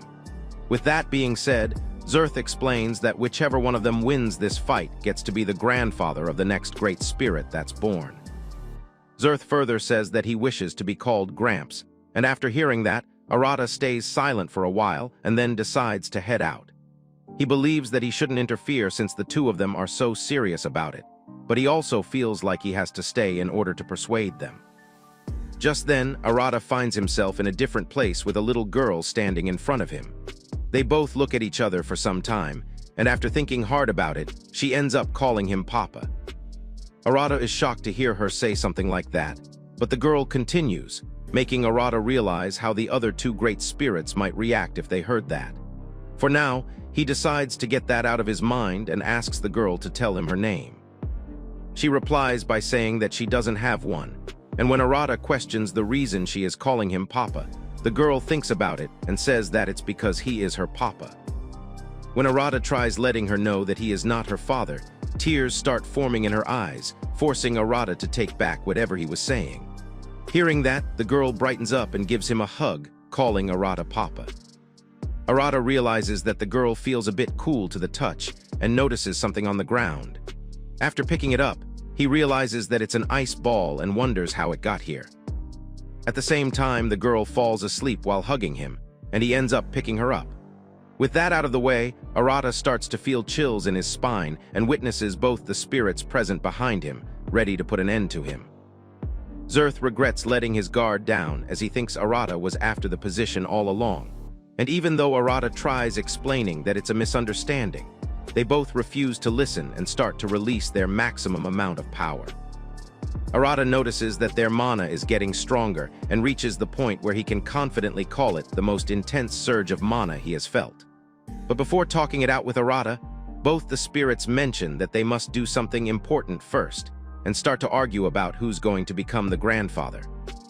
Once again, their fight begins, and judging by their conversation, Arata figures that this girl must be the new great spirit. Before long, she starts getting annoyed by the disturbance they are causing, and after freezing the two of them, sends them away. With that, she falls asleep once again while Arata starts to wonder what he should do. Although he can escape the prison by force, Arata is aware that Cheryl will be mad at him. Nonetheless, he watches the little girl sleeping peacefully in his arms and decides to take his time since he is not in a rush or anything. A few minutes later, Gwen and Zerth return, and Arata asks them to explain the situation as he doesn't really understand anything. Gwen starts by telling Arata that it all started when there were signs of a new spirit being born. On this island, there are currently 6 spirits, but there are many more in the world. Furthermore, it's natural for them to be born and disappear, and as it had been 1,000 years since the birth of the previous spirit, a new one was born. That's the girl in Arata's arms. Considering the way she blew the 2 of them, they figure that it's the great spirit of ice. But since newborn spirits are similar to babies, an existing spirit has the duty to take care of them. Usually, the strongest spirit at the birthplace is chosen to take that role. Hearing this makes Arata realize that he was chosen by the great spirit of ice because he was stronger than the 2 of them. Moreover, before she was born, Gwen and Zerth were trying to decide who would become her grandfather, and for someone like him to appear out of nowhere and take everything away, he can understand why they are frustrated. Afterward, Gwen asks who he is, and when Arata mentions that he's a human, they refuse to believe him.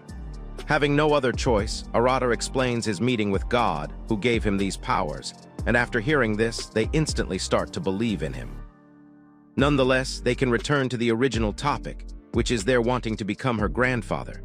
To solve this problem, Arata decides to tell her to call Gwen grandfather and Zerth Gramps once she wakes up.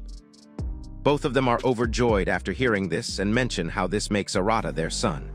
Now, the only problem that remains is the little girl, but he is sure they will find a way to take care of her.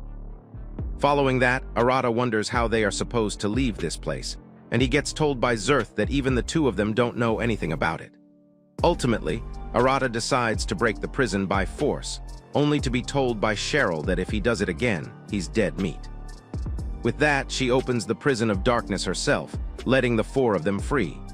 Zerth mentions that he thought she'd keep them locked up for a few more years, and for now, they get asked by Cheryl to follow them.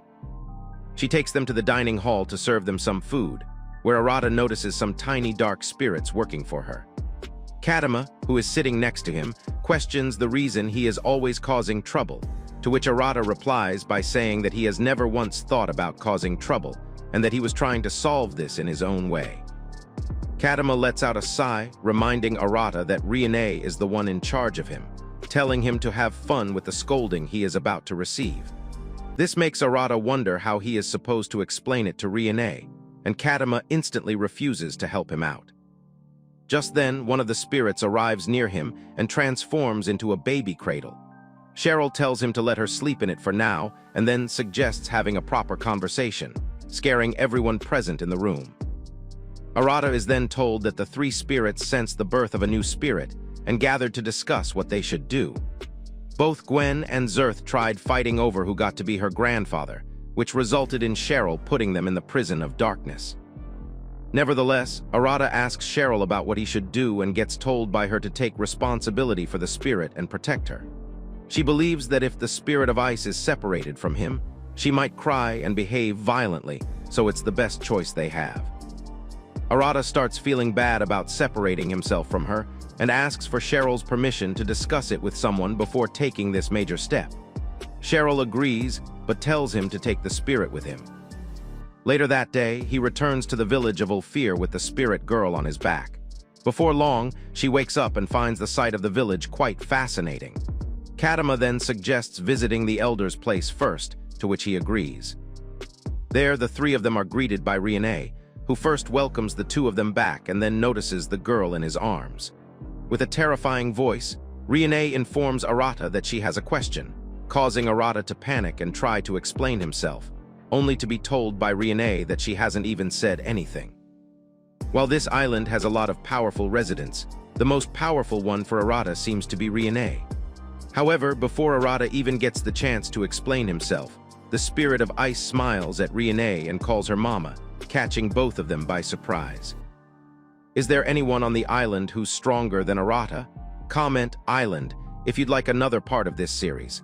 As usual, thank you for tuning in and we'll catch you in the next one.